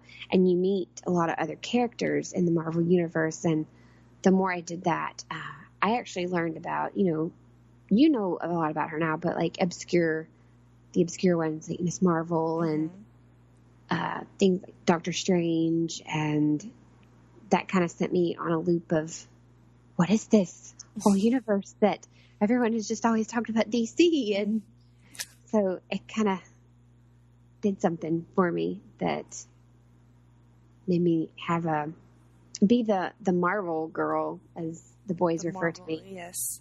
The boys. The boys. Not our husbands, no. No. No, not our husbands. Our friends, Greg and Russell, are the boys. And I was about to say, not just random boys either. Yeah. That would be weird. That would be. So for number 3, and what sparked this whole idea was when we were talking, I'm looking at my bookcase and there's my collection of Harry Potter books. Loving dog-eared copies that they are. For shame, you dog ear. They're just well loved, okay? They're well loved books. So Harry Potter is my number 3. I was kind of late to this party too, because I remember it being out when I was in high school, but I didn't start getting into Harry Potter until my first year at Auburn, which I only had 2 years. Proud college dropout right here, but Hey, I didn't finish either. It's all right. I watched the first movie, The Sorcerer's Stone, and I'm like, what? Like, what? I just fell in love with it, and I knew it was a thing, but I was like, it was for, like, kids or whatever. I'm like, no. I need this. So then I just picked up the books and just read, every book release, I was there at midnight. Every movie premiere, I was there. When we went to Orlando to Universal a couple times and done the Harry Potter stuff there. That's one I definitely wanted to make. Oh my God. Talking about when you walk into it and you hear the music, like I cried like hard, and other people were doing it too. So I know it wasn't just me. When we rode the train, I was just in tears. It's the most amazing place. Like maybe a little bit better than Disney to me. Just because my love of Harry, like I don't ride roller coasters. I get terrible motion sickness. It's just not fun for me. But I rode the one at the castle. Like I did that and I about died. But anyway, I did it because I love Harry Potter that much. I had a birthday cake that was Harry Potter when I was like 26, 7, something like that. So, my favorite book is Order of the Phoenix. And I think that's probably my favorite movie, too. Because that's the one with Umbridge in it, and she is just evil. She's the most She's evil. the worst kind of evil that there ever lived. She's worse than Voldemort evil. I will but fight you. she's even worse than some real life people. Yes. I'm just not even going to lie. There's just so much in that book that I don't know. That's the one that grabs me the most. I think it's because Harry, who is my favorite character, of course. I was about to ask if you could tell me who your favorite character was. It's Harry. I mean, it has to be. And when she makes him right, I must not tell lies, and he just does it, and it just gets imprinted on his skin. I mean, and he doesn't say anything. He doesn't tell anybody. And he's in that battle of wills with her. That's Harry. I mean, you can't get any more Harry than that. I agree. I really do. Not intended. I totally wasn't even thinking about it. He said it. And I love me some puns, so I don't know how I missed that. Because that's... Oh, God. I can't get over that for a second. I'm just going to need a moment here. Oh, God. Okay. It doesn't get any hairier than that, my friends. But you needed to have said that in Hagrid's voice. Yeah. That No, I would have can't been do everything. I'll leave the voices to Greg from now on. I can't do them as well as Greg. Definitely cannot do them as well as Greg. But I like to try them sometimes, think, what have I done in the past? I've done the Batman voice at the panel. I've done several that I've been asked, could you do that again? And I don't think it's because I was good at it. I think it's because it's kind of funny when you try, whether you're good at it or not. It's just funny. So. All right. What are we up to now, 2? Yeah, you did number 3. So yeah, it's time for my number 2, which was your number 5. So, yes, your number 5 is my number 2. All right. Which I did get started a lot sooner.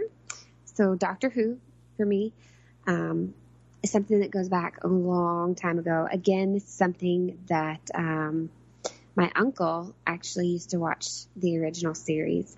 A lot of people have the misconception that when you start talking about, that there were doctors before, like 9, right. And they're like, well, why is he number 9? Well, dear, let's see. It's complicated. This is actually not season 1. Mm-hmm. This is series this, and you go back, and if you ever get the chance to go back and watch them, I will say watching them now, like all these years later, one, it's hard to do because the video quality is not the best, but just to see how far they've come, it's fantastic. The actors, they really put everything they had into it. Everyone that has ever played a doctor has been, I don't know, such a special gift to the world of Doctor Who. I would agree with that. They could have never picked. There's some I would have liked to have seen stay longer. There's no one I would have liked to see gone quicker at all. It's always hard to adjust to a new doctor ever. And so who's your favorite doctor? I am definitely a 10. He's always been my favorite. And honestly, there was a lot of flack about 12. A lot of people didn't like him. I did. Yeah. I did. Right off the bat, I did for various reasons. He was angry. It was time to be angry. Yeah. But he was the dynamic that was just going on there. I was having a hard time watching it in general. Because of Clara. Sorry, she's just not my favorite. And I like her, but she's not my favorite. No. But the fact that I just liked her more than Donna, which I'm sorry, but Donna was not my favorite. Ugh. But there were things that happened to Donna where I was like, I feel so sad for you. Yeah. I am a hardcore Rose and 10 all the way. Yep. Like, it sounds really bad, but I don't like River Song. Like, why does she need to be there? Really? Yes. Why does she need to be there? I love her. Rose was a perfect, companion. Yeah, he was happily in love with her, and, he didn't need a wife. Go on somewhere. No, dude. I understand where she fits in the storyline, and I think it's great, and it's part of the arc that had to happen, but I'm one of the weirdos that's like, why do you exist? But yes, she's part of it. And if you aren't a fan of Doctor Who and you're like, what are they talking about? It is a part of the storyline that must exist. She must exist. Mm-hmm. But she just, I am a weird Doctor Who fan that she is not my favorite. Well, I'm surprised by that. Well, I what know. about I don't villain? know. It has definitely always been the Dalek. Yeah. There's something about them that I kind of feel deep down that they're just misunderstood. No, I do. I feel like that initially, if we'd gone like way back to when this feud happened, if we'd resolved a few things, they wouldn't be so angry. Daleks don't resolve things. That's the problem, though. And they're always like, I don't know, just the way that they've handled things these past few seasons.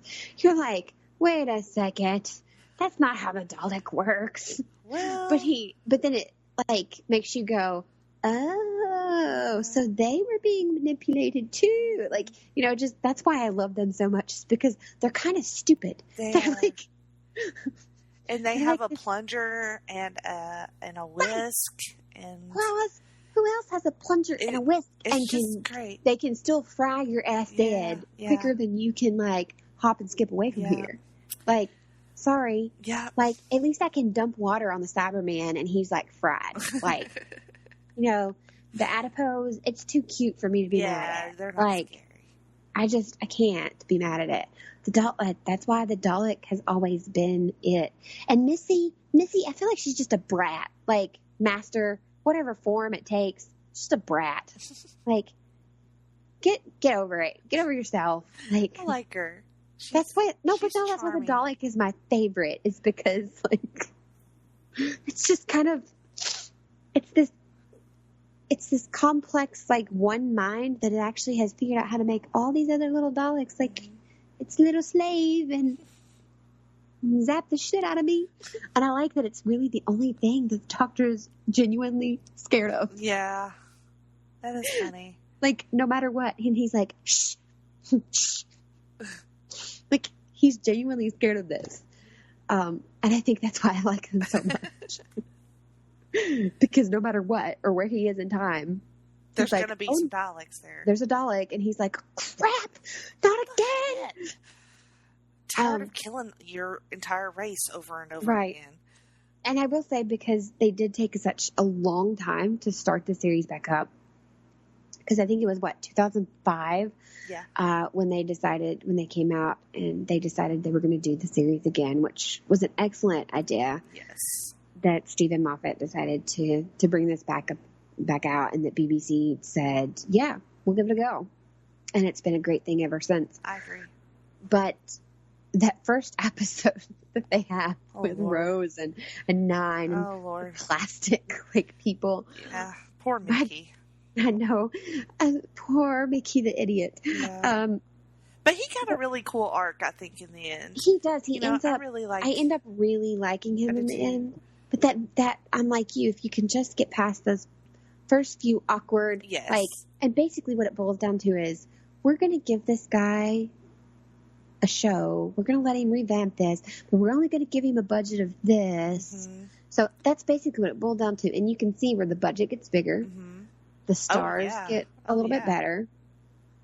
Like, everything gets a little better as time goes on. And that's what makes it happy for me, is that you see it get a little bit better. It's still got that cheese factor, though, you almost want. Yes. That, like, if it were to ever go away, it would create something that, I don't know, and there's the TARDIS sound. That something about that TARDIS sound just makes me happy. The sound of that TARDIS. Yes.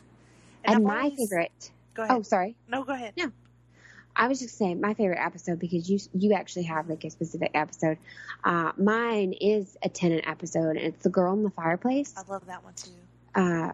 Which is, they call it Series 2. So if we want to be specific, it's like the fourth episode of what they call Series 2.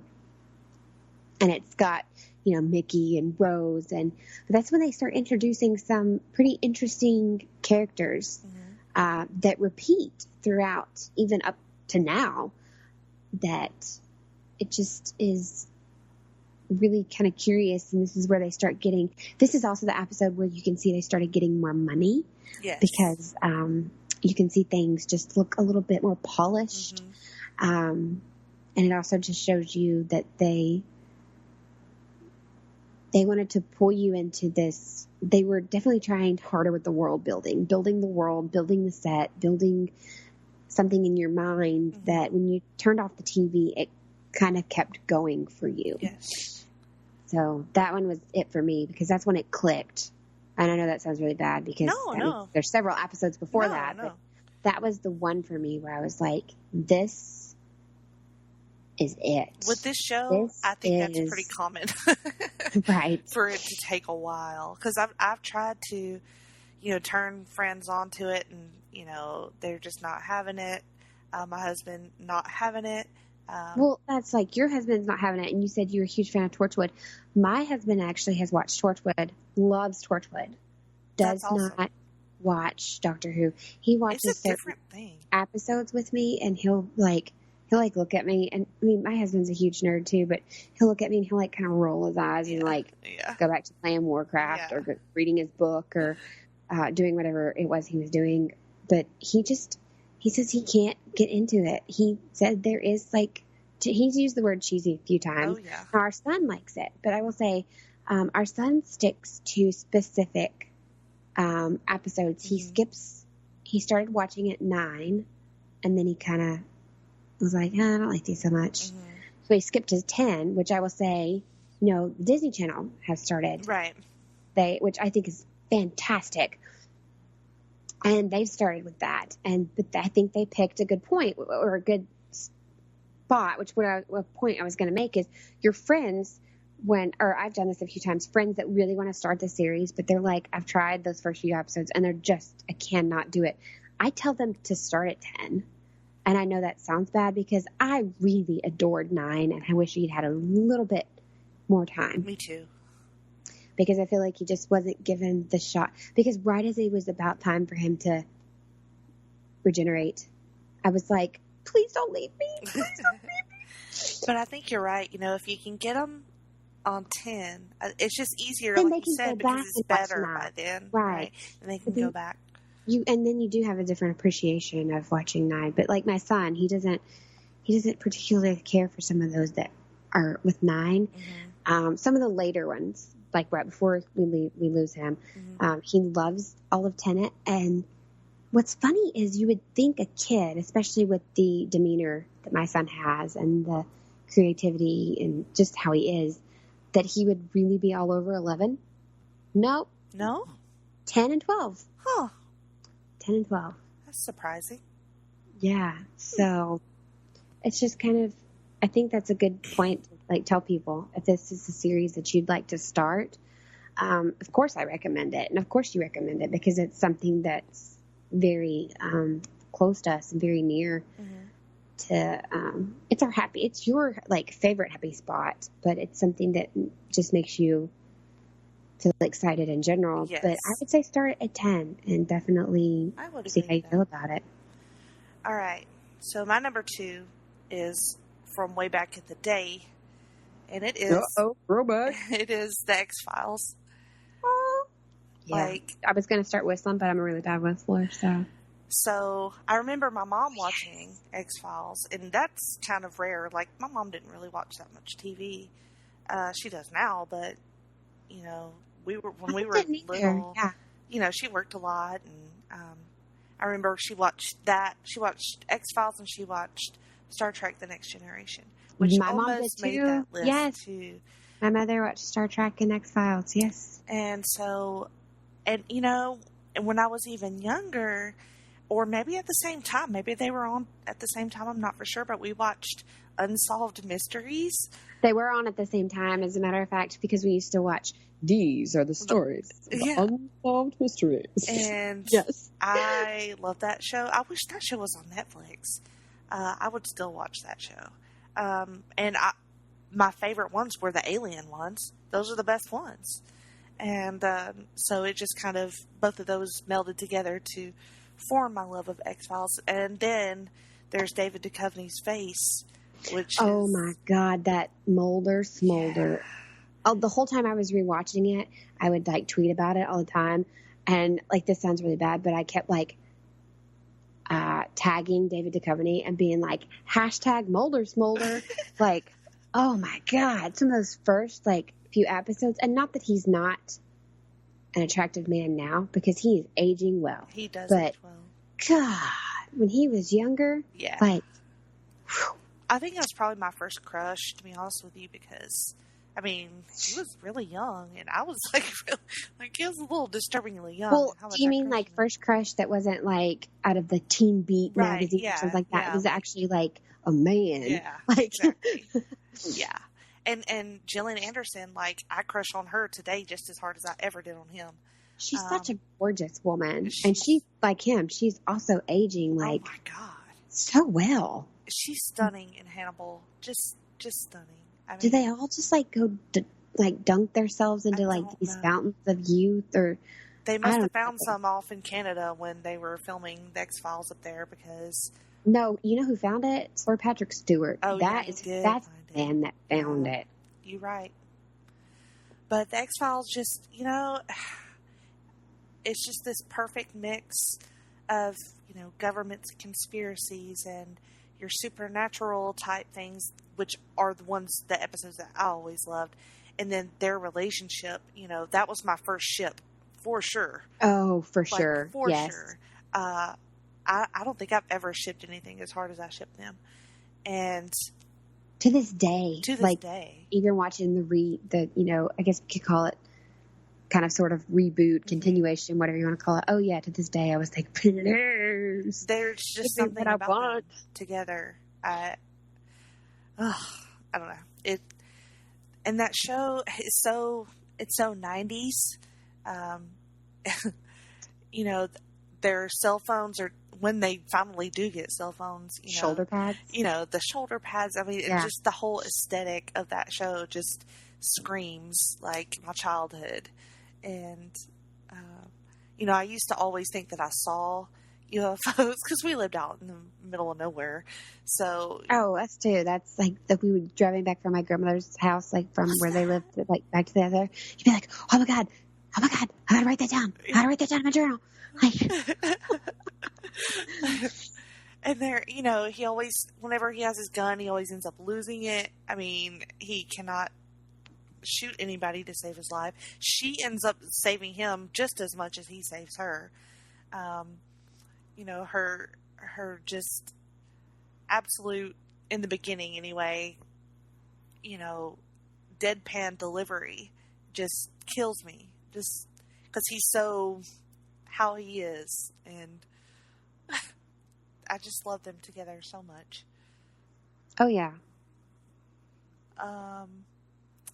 When I got older, because that one actually that was one of the few things that kind of spanned my adolescence, like between childhood and, like, say, college years, was X-Files. I did nerdy things, like I was in a band and stuff like that, but I had a little bit of a rebellious youth there. But the X-Files maintained, like, Sunday nights was X-Files night. Like, nothing else happened on Sunday nights.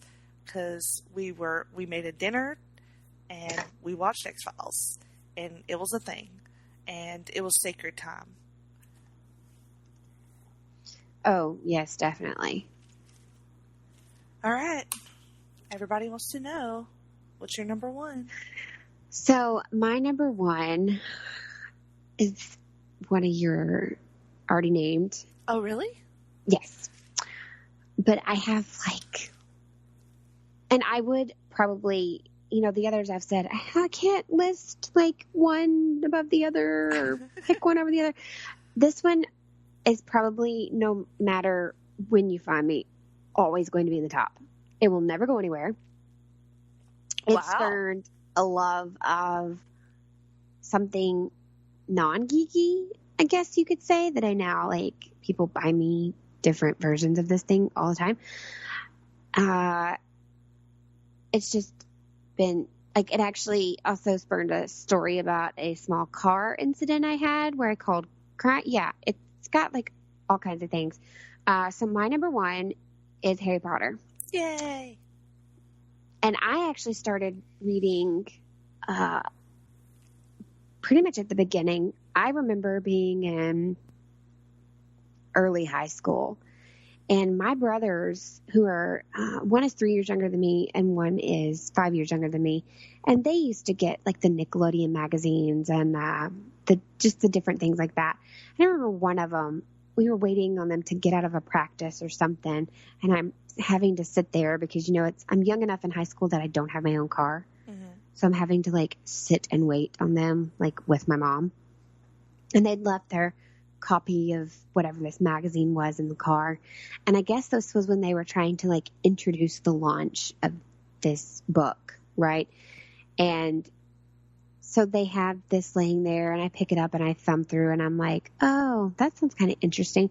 So it was like the first part of chapter 1 of the very first book.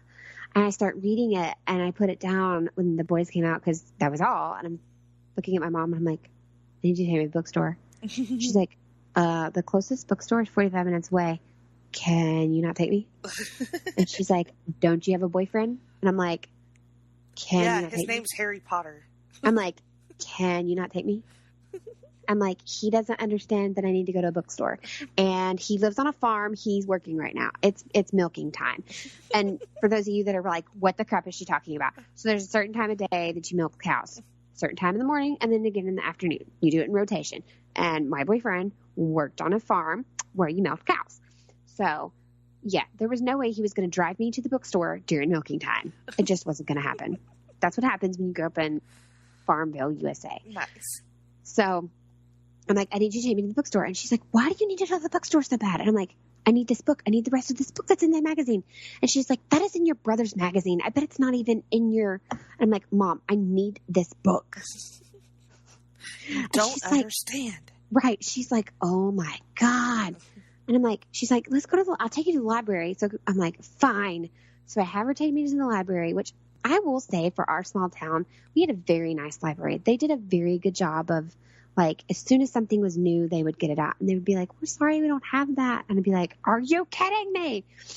So I finally convinced someone, like 3 days later, to take me to get this book. And I read it in, like, the first day I had it. Nice.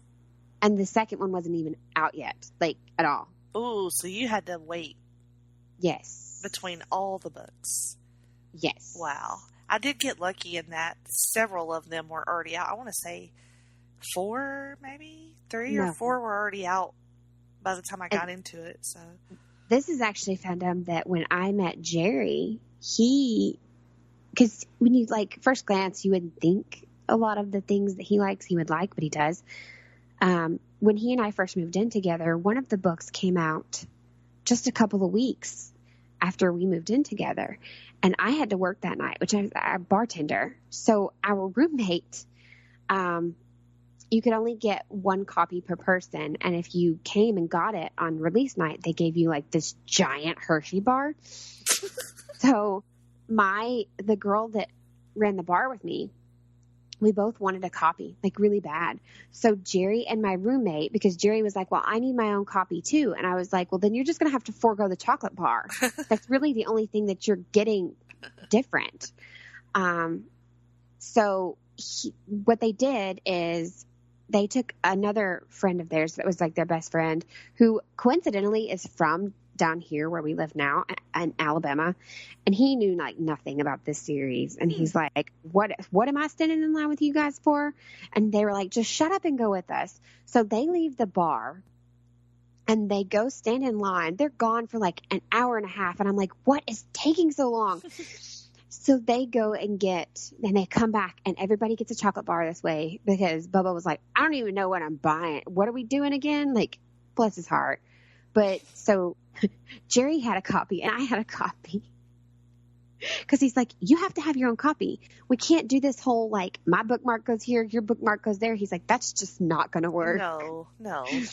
So he stood in line for the midnight release for that so that because I couldn't leave work. Because my boss, she was Korean. She's like, why you need this book so bad? And I was like, Jay, because I do. Like, I have to have it. Like, Jerry has to go get it for me. She's like, oh my God. Like, well, I probably just offended so many Koreans right there. I was going to say, let's not. I didn't mean to. And I have friends that are, so they're probably like laughing at me. But that was Jay, and I loved her. And then the next one that came out, the final book, I think. Yeah, it would have been the final book was the next one. And we were in Alabama for that one. And I actually went dressed up and stood in line. Yep. As Luna Lovegood in the Ozark Walmart. Nice. And they came down through the line, and depending on where you were in line is depending on where you got to go first. Right. And they gave out bracelets on they didn't know it, but it was the different houses. Yeah. And so eventually there were just only so many of us there that they were like, oh, here, you can just have one of every house. So I miss those book release parties. I know. So much fun. They were a lot of adults. Is the other thing. Yeah. And they were just a lot of fun. And Jerry got tired of going to the movies with me because, I'll tell you why. The one movie I remember, I'm trying to remember, it's the one, because see, they all start to run together for me now when I go to separate movies. Mm-hmm. So I want to say it's Order of the Phoenix. That's the best one.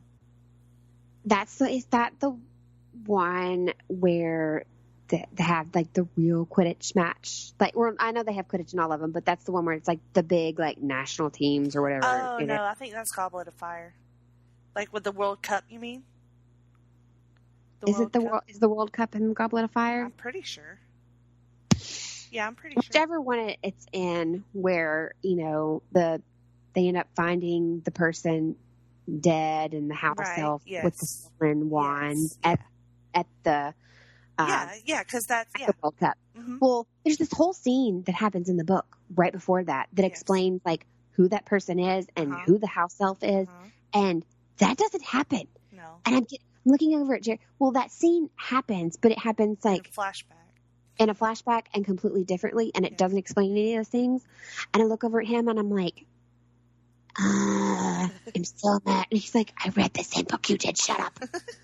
And I'm like, but that's not how. He's like, hush. Well, this is how like the conversation goes through that whole movie. And I'm like, they did such a good job up to this point of being so accurate. Why did they have to do this to me? Why did they have to do this to me? And he was like, can you just shut up? And this is when movies started getting expensive. He's like, we paid a lot of money to be here, and we had to pay for a sitter. This is not the best movie theater. Like, I was sitting on his jacket. So he's like, you're sitting on my jacket because you're sticking to the seat. Could you just shut up? I'm like, oh my God. Like, I was getting like furious. So then he wouldn't go to any more of the movies with you? But he will, but he's like, if you talk. Yeah, I don't like talking during movies at all. I don't talk, but I'm complaining about said movie. I'm not trying to like talk. I'm not the one that wants to have full conversations with you during the movie. But if I know, like, the lore, I will look at you and be like, what the crap just happened? Like, I just get very frustrated. So for me, right before I met Jerry, I was having a really hard, like you said, in real life time, just things were going on. And that's when The Prisoner of Azkaban was released on DVD. Mm-hmm. So for me, that was my go-to movie. And I would just watch it. I literally would put it in my DVD player because it's the first time that I lived alone, completely alone. So I would put it in my DVD player at night, and it would be my noise and something to fall asleep to. And I would play that. It was either that or Shrek. Yeah, the second Shrek movie. I had those on rotate.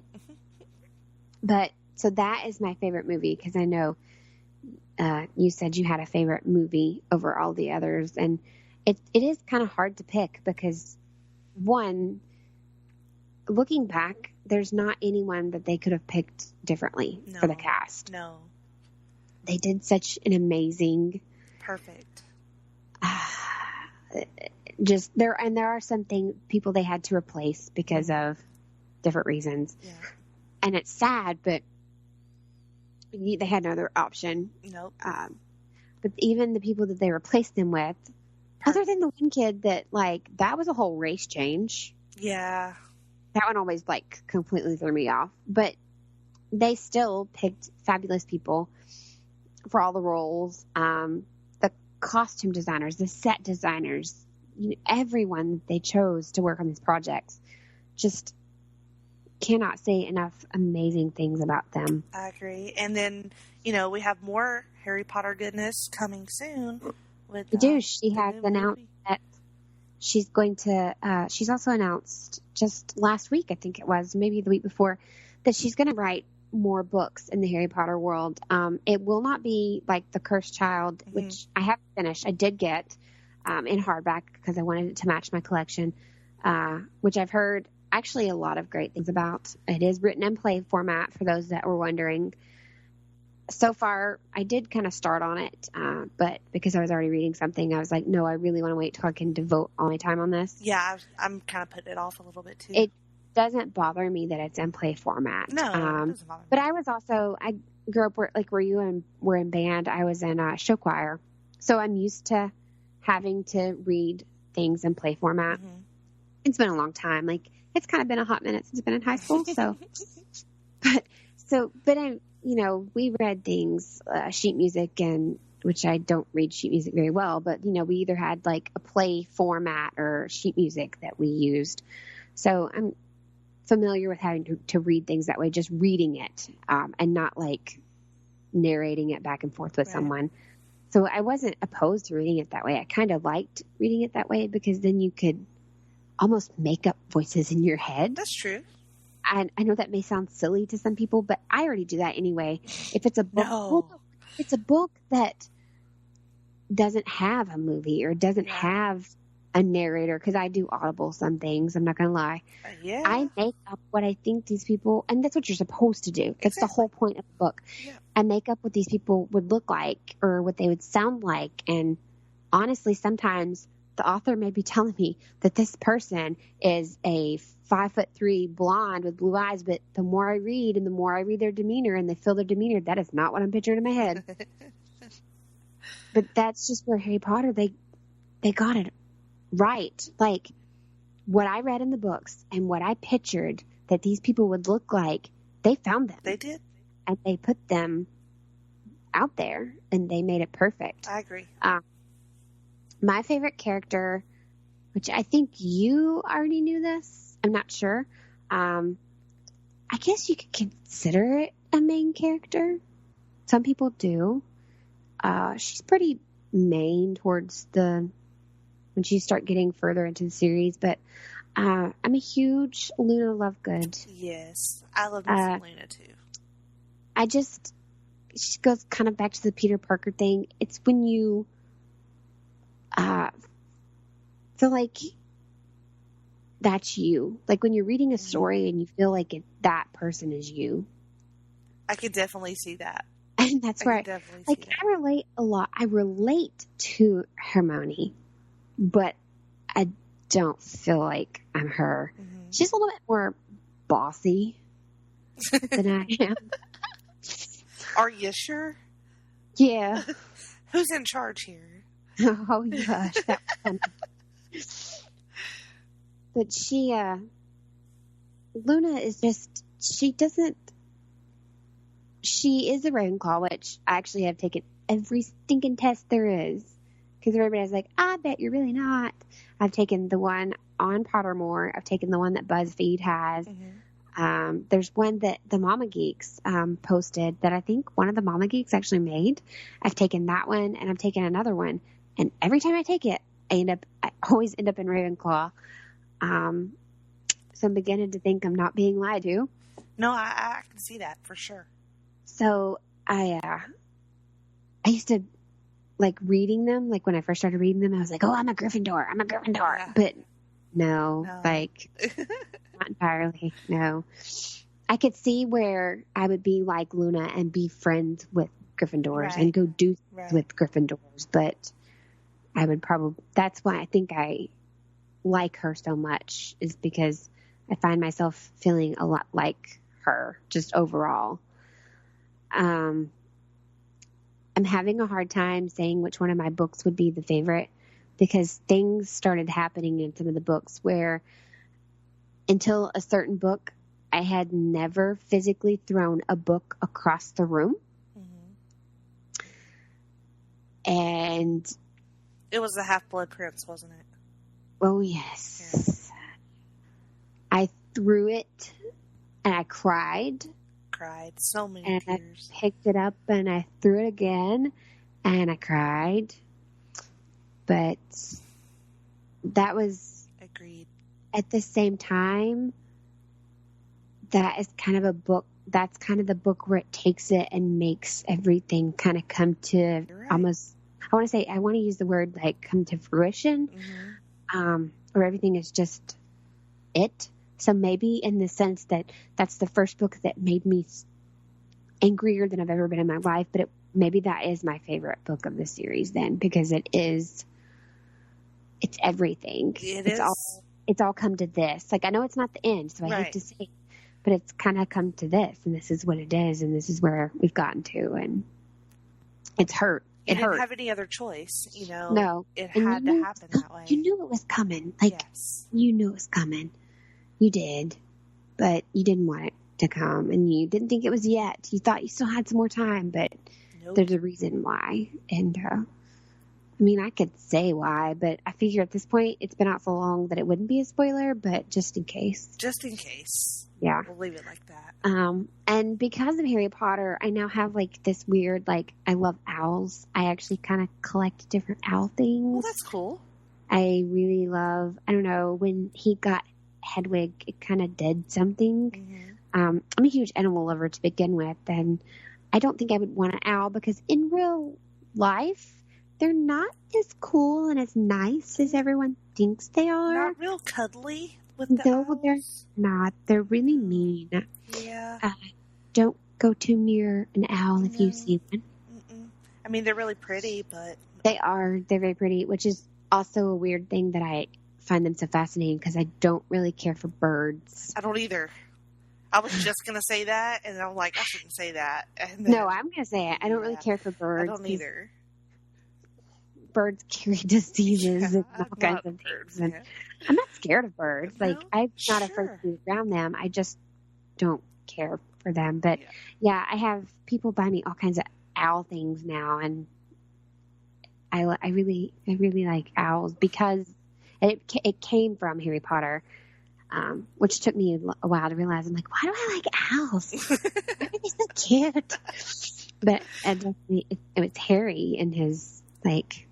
And they talk about them so much. They make them such a huge part of the world that it's like you want one so bad.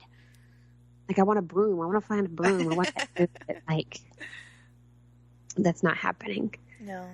So I think I've kind of like gushed over Harry Potter enough that I really think I need to know what your number one, because you really thought hard about this. So you like for real numbered them. So when you say number one, this is like a big deal. Yeah, and, you know, there wasn't really any ever question in my mind. And I don't even know if you know anything about this or not. I don't think we've ever talked about it, maybe. But my number one is Futurama. You have, actually. You send me little memes and stuff. Yeah. And I know brief amounts of Futurama because I watched it like in the 90s. Because it used to come on either before or after the Simpsons time slot.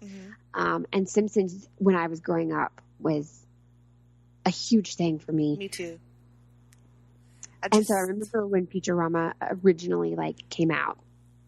I remember when it came out originally, but I didn't start watching it until later. I don't... It's pretty much the perfect show, in my opinion. I love animation. But the characters, the setting, the comedy, the feels, it all works. It's just, it has this thing where there's a perfect, my favorite episode is Fry in the Slurm Factory, which is kind of, ironic considering Gene Wilder passed away this week. That was like probably the most heartbreaking thing. Yeah. We've lost such amazing people in the last year, but Gene Wilder for me has to be like the most gut wrenching when you list someone that's like a public figure that you don't really know, but you feel like you've known them your whole life. Mm-hmm. That to log online last night after being busy all day yesterday and to see that was very upsetting. But, you know, the premise, I don't know if you remember or not, but the premise of the show is that a delivery boy named, a pizza delivery boy named Fry, he's pretty much this loser guy.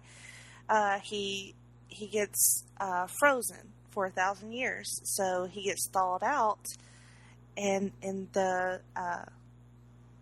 another century, the next century, and so it's in the future, and he meets this group of people, and he finds one of his relatives who ends up being the professor, and he has a delivery company, and that's how he gets his job because he's a delivery boy.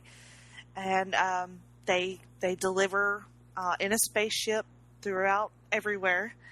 They have amazing adventures with a Cyclops and a crustacean and a robot and a Asian from Mars, and it's the best thing. There's always amazing jokes in every episode. I don't care even if it's not your favorite episode or you think the episode sucks. There's always something funny in every single episode. They canceled it and it came back, and they canceled it and it came back, and I didn't realize that they had canceled it several times. Yeah, like 3 times maybe. And it just kept coming back because everybody just clamored for it. It's just, you don't want it to end ever. It's just that good. I actually recently started listening to a podcast where these guys have a love of Futurama, and they're rewatching all the episodes and, doing podcasts about it. And it's become one of my favorites because they're like me, they just love it. And it's called Slurmcast. So check them out. Seriously, they're awesome. And what one of my favorite things about this is, like, I like cosplay. I've cosplayed exactly twice in my life, but the very first thing that I did was Leela, because I'm just like, I have to do Leela. She's in Futurama. She's my favorite. I just love her, and I loved it. That's what made me love cosplay, was being her. And then my son is a weird little person, and he loves Futurama. He gets the humor in Futurama, and he quotes it sometimes, and that's not a good thing because Bender likes to say bad words. Oh, Bender, yeah, I know Bender doesn't say the most appropriate thing sometimes. Right. So, of course, that's the one he's going to quote the most is Bender. But I don't care. I can, no matter where I am, what I'm doing, I can always watch Futurama. It can be on in the background while I'm doing laundry, or I could be huddled up in bed with my Kindle watching it on Netflix. I mean, it's just a go-to, automatic go-to. And it's so funny. On my list, I went through, and 4 out of 5 of these I've had a birthday cake of. Like, I've had a Futurama birthday cake, I've had a TARDIS birthday cake, and a Harry Potter birthday cake. And this year I'm going to have a Batman birthday cake. So I have had 3 out of the 5. And Caden has had 4 of the 5 on my top list. So if you like, birthday cake is my all-time favorite food, and for Just reasons like that are cake. obvious, because it's Like, cake. it doesn't have to be birthday cake. Like, can you just give me cake? No. Well, yeah, but birthday We cake. can say it's birthday cake, but I Yes. mean cake in general with lots of icing, and me That's preferably buttercream icing. Yes. Oh Lord. my Lord! Please just So- give me cake. If my favorite fandoms plus cake equals happiness, I mean, that's where I'm at with that. Cake is a happy thing. Yes. Yes. Cake. All right. Well, So we're gonna do something that we talked about doing that I Yes. guess will I didn't even think about, but I will real quick. Yeah, Go you've ahead. got to think about it. So we're going to do something that will be like the closer of every show, because this is where the feminine, the girly in us is going to show through. Which I say that, but we actually used to do a thing in our group where we would we had a little Saturday thing where we would post like who we found the most attractive, and sometimes guys posted guys and girls posted girls, and it's not a sexual preference thing. It's more of a, if you find that person attractive, like, and that's just who you're like geeking over at the moment, then go for it. So we're going to have a little segment here that we're going to do called Nerd Eye Candy of the Moment. So out of all your fandoms and everything you've been reading and watching, and even like if you've been playing something, is there just one person in your mind that when you're like, that's just who I'm stuck on for the moment because I've been rewatching this or I've been rereading this and I can't get that person out of my head? Like, who do you go to when I say that? Right now, and I think it's because it's new, it's Nightwing. Because I really, really, really love his comic now, and I've been paying more attention to him in other things, just random things. And I just... Nightwing is kind of like the man whore of the DC, but... in a way, yeah. Yeah, he likes the ladies. So I feel like... He likes the ladies, but if you've noticed, he doesn't really dig commitment. No. Like, he doesn't dig commitment. But that's okay. That may That's stem okay. from all That's his not what tragedy. I want Nightwing for anyway. I want Nightwing for that ass. And wow. She just said it, folks. Yeah. Like, plain as day. So what's yours?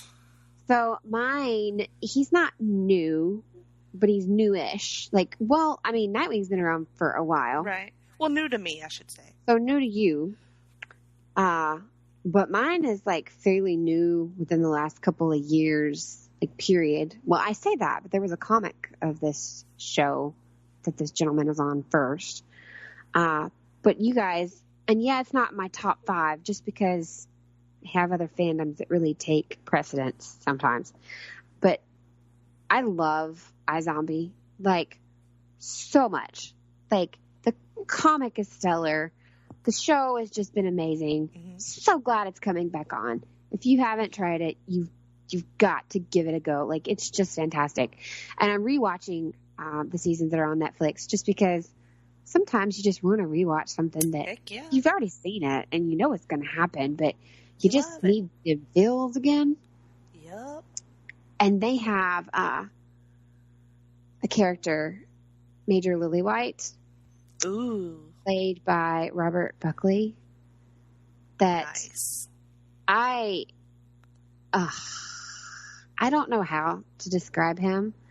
I want to say if you took All-American Boy Next Door and mixed him with the high school quarterback, but put him into somebody that would like actually talk to and acknowledge anybody and everybody. Like, he's one of those like friends with everybody. And that's Major Lillywhite, the character at least. And from interviews I've seen with Robert Buckley, he seems like a pretty down-to-earth guy himself, but he's just some eye candy that is just fantastic. I'm actually going to I have a board on Pinterest that it's like nerd candy or something like that. Hang on, I'll tell you guys what it is. But anytime I have the moment, because this does happen when you're watching things, I'll pin them there. You can go check them out at any moment. It's candies for the eyes is what I call it. Nice. And I'll go and like pin their picture there. Just like, that's a good idea. You do that. Or the other thing is like you'll want to be talking to somebody, or you'll be talking about that person later with someone else, and you'll be trying to show them, and it's just easier to have that. Like, right. Be like, look here, this is who I'm talking about. This is my hot boy reference guide. Right. This is oh, there's some females too. So. Well, yeah. But that's mine. Definitely Robert Buckley. Awesome. I don't know. I rewatched that. Right now I'm rewatching that, and then I didn't get to finish Once Upon a Time live. I had to catch up on Netflix. So there've been lots of eye candies for me to see, but he's the one that just is there. Can't let it go. Well, hopefully, I think that's a good way to close it out, you know. Yeah. As it's almost midnight and we need to hit the bunks anyway. So, you know, our plan is to do these podcasts at least twice a month. Yes. More if we can. We have some ideas about guests and topics and different geeky things that we want to talk about. Some ramblings and whatnot. We have a lot of great friends who are very knowledgeable and love to talk at length about the things that we love to talk about. I'm sure that we will invite them to talk to us here. We don't have a Twitter yet, but I feel like we're going to do that, assuming that that our podcast gets picked up. But we do have individual Twitters. Yes, we do have individual. So what is yours? Because I know there's some numbers with yours that... Mine is Jenny Cruz, JennyCruz 2814, which the reference is Jessica Cruz from the Green Lanterns comic book, and then Earth's in Sector 2814. So nice. That's me. What's yours? So mine is at Mom's a Nerd, because I do actually have, which is not so much a blog anymore. There's some new ideas coming with that as to how it'll be done. We may just do this together from now on, but for right now, you can just find me on Twitter at Mom's a Nerd, because that's who I am. All right. Well, thank you guys for listening. I hope you stick around to the end. I'm hoping that in a couple of weeks we'll have another episode for you. Thanks for listening. Bye, guys. It felt like yesterday we were meant to stay, living like nothing wrong could happen. I still recall a time you were on my mind, monopolizing each and every second. Figured I should know how it's gotta go, 'cause nothing is made to last forever. Hardly moving on, the proof is in the song, remembering how I used to feel alive. I used to want to. I used to be alright. I used to love you. I used to never feel like I do now. I used to never feel like I do now. I used to walk on air. I used to care. Had no fear, but then I used to never feel like I do now. Well, I can't ignore the hurt, pretend it isn't worth knowing that you're better off without me. I guess that you were right when you told me I would probably one day be sorry. But you know I'm not the kind to beg for second try. Just chalk it up to another lesson learned, and let it settle in. If I ever love again, remember now I used to feel alive.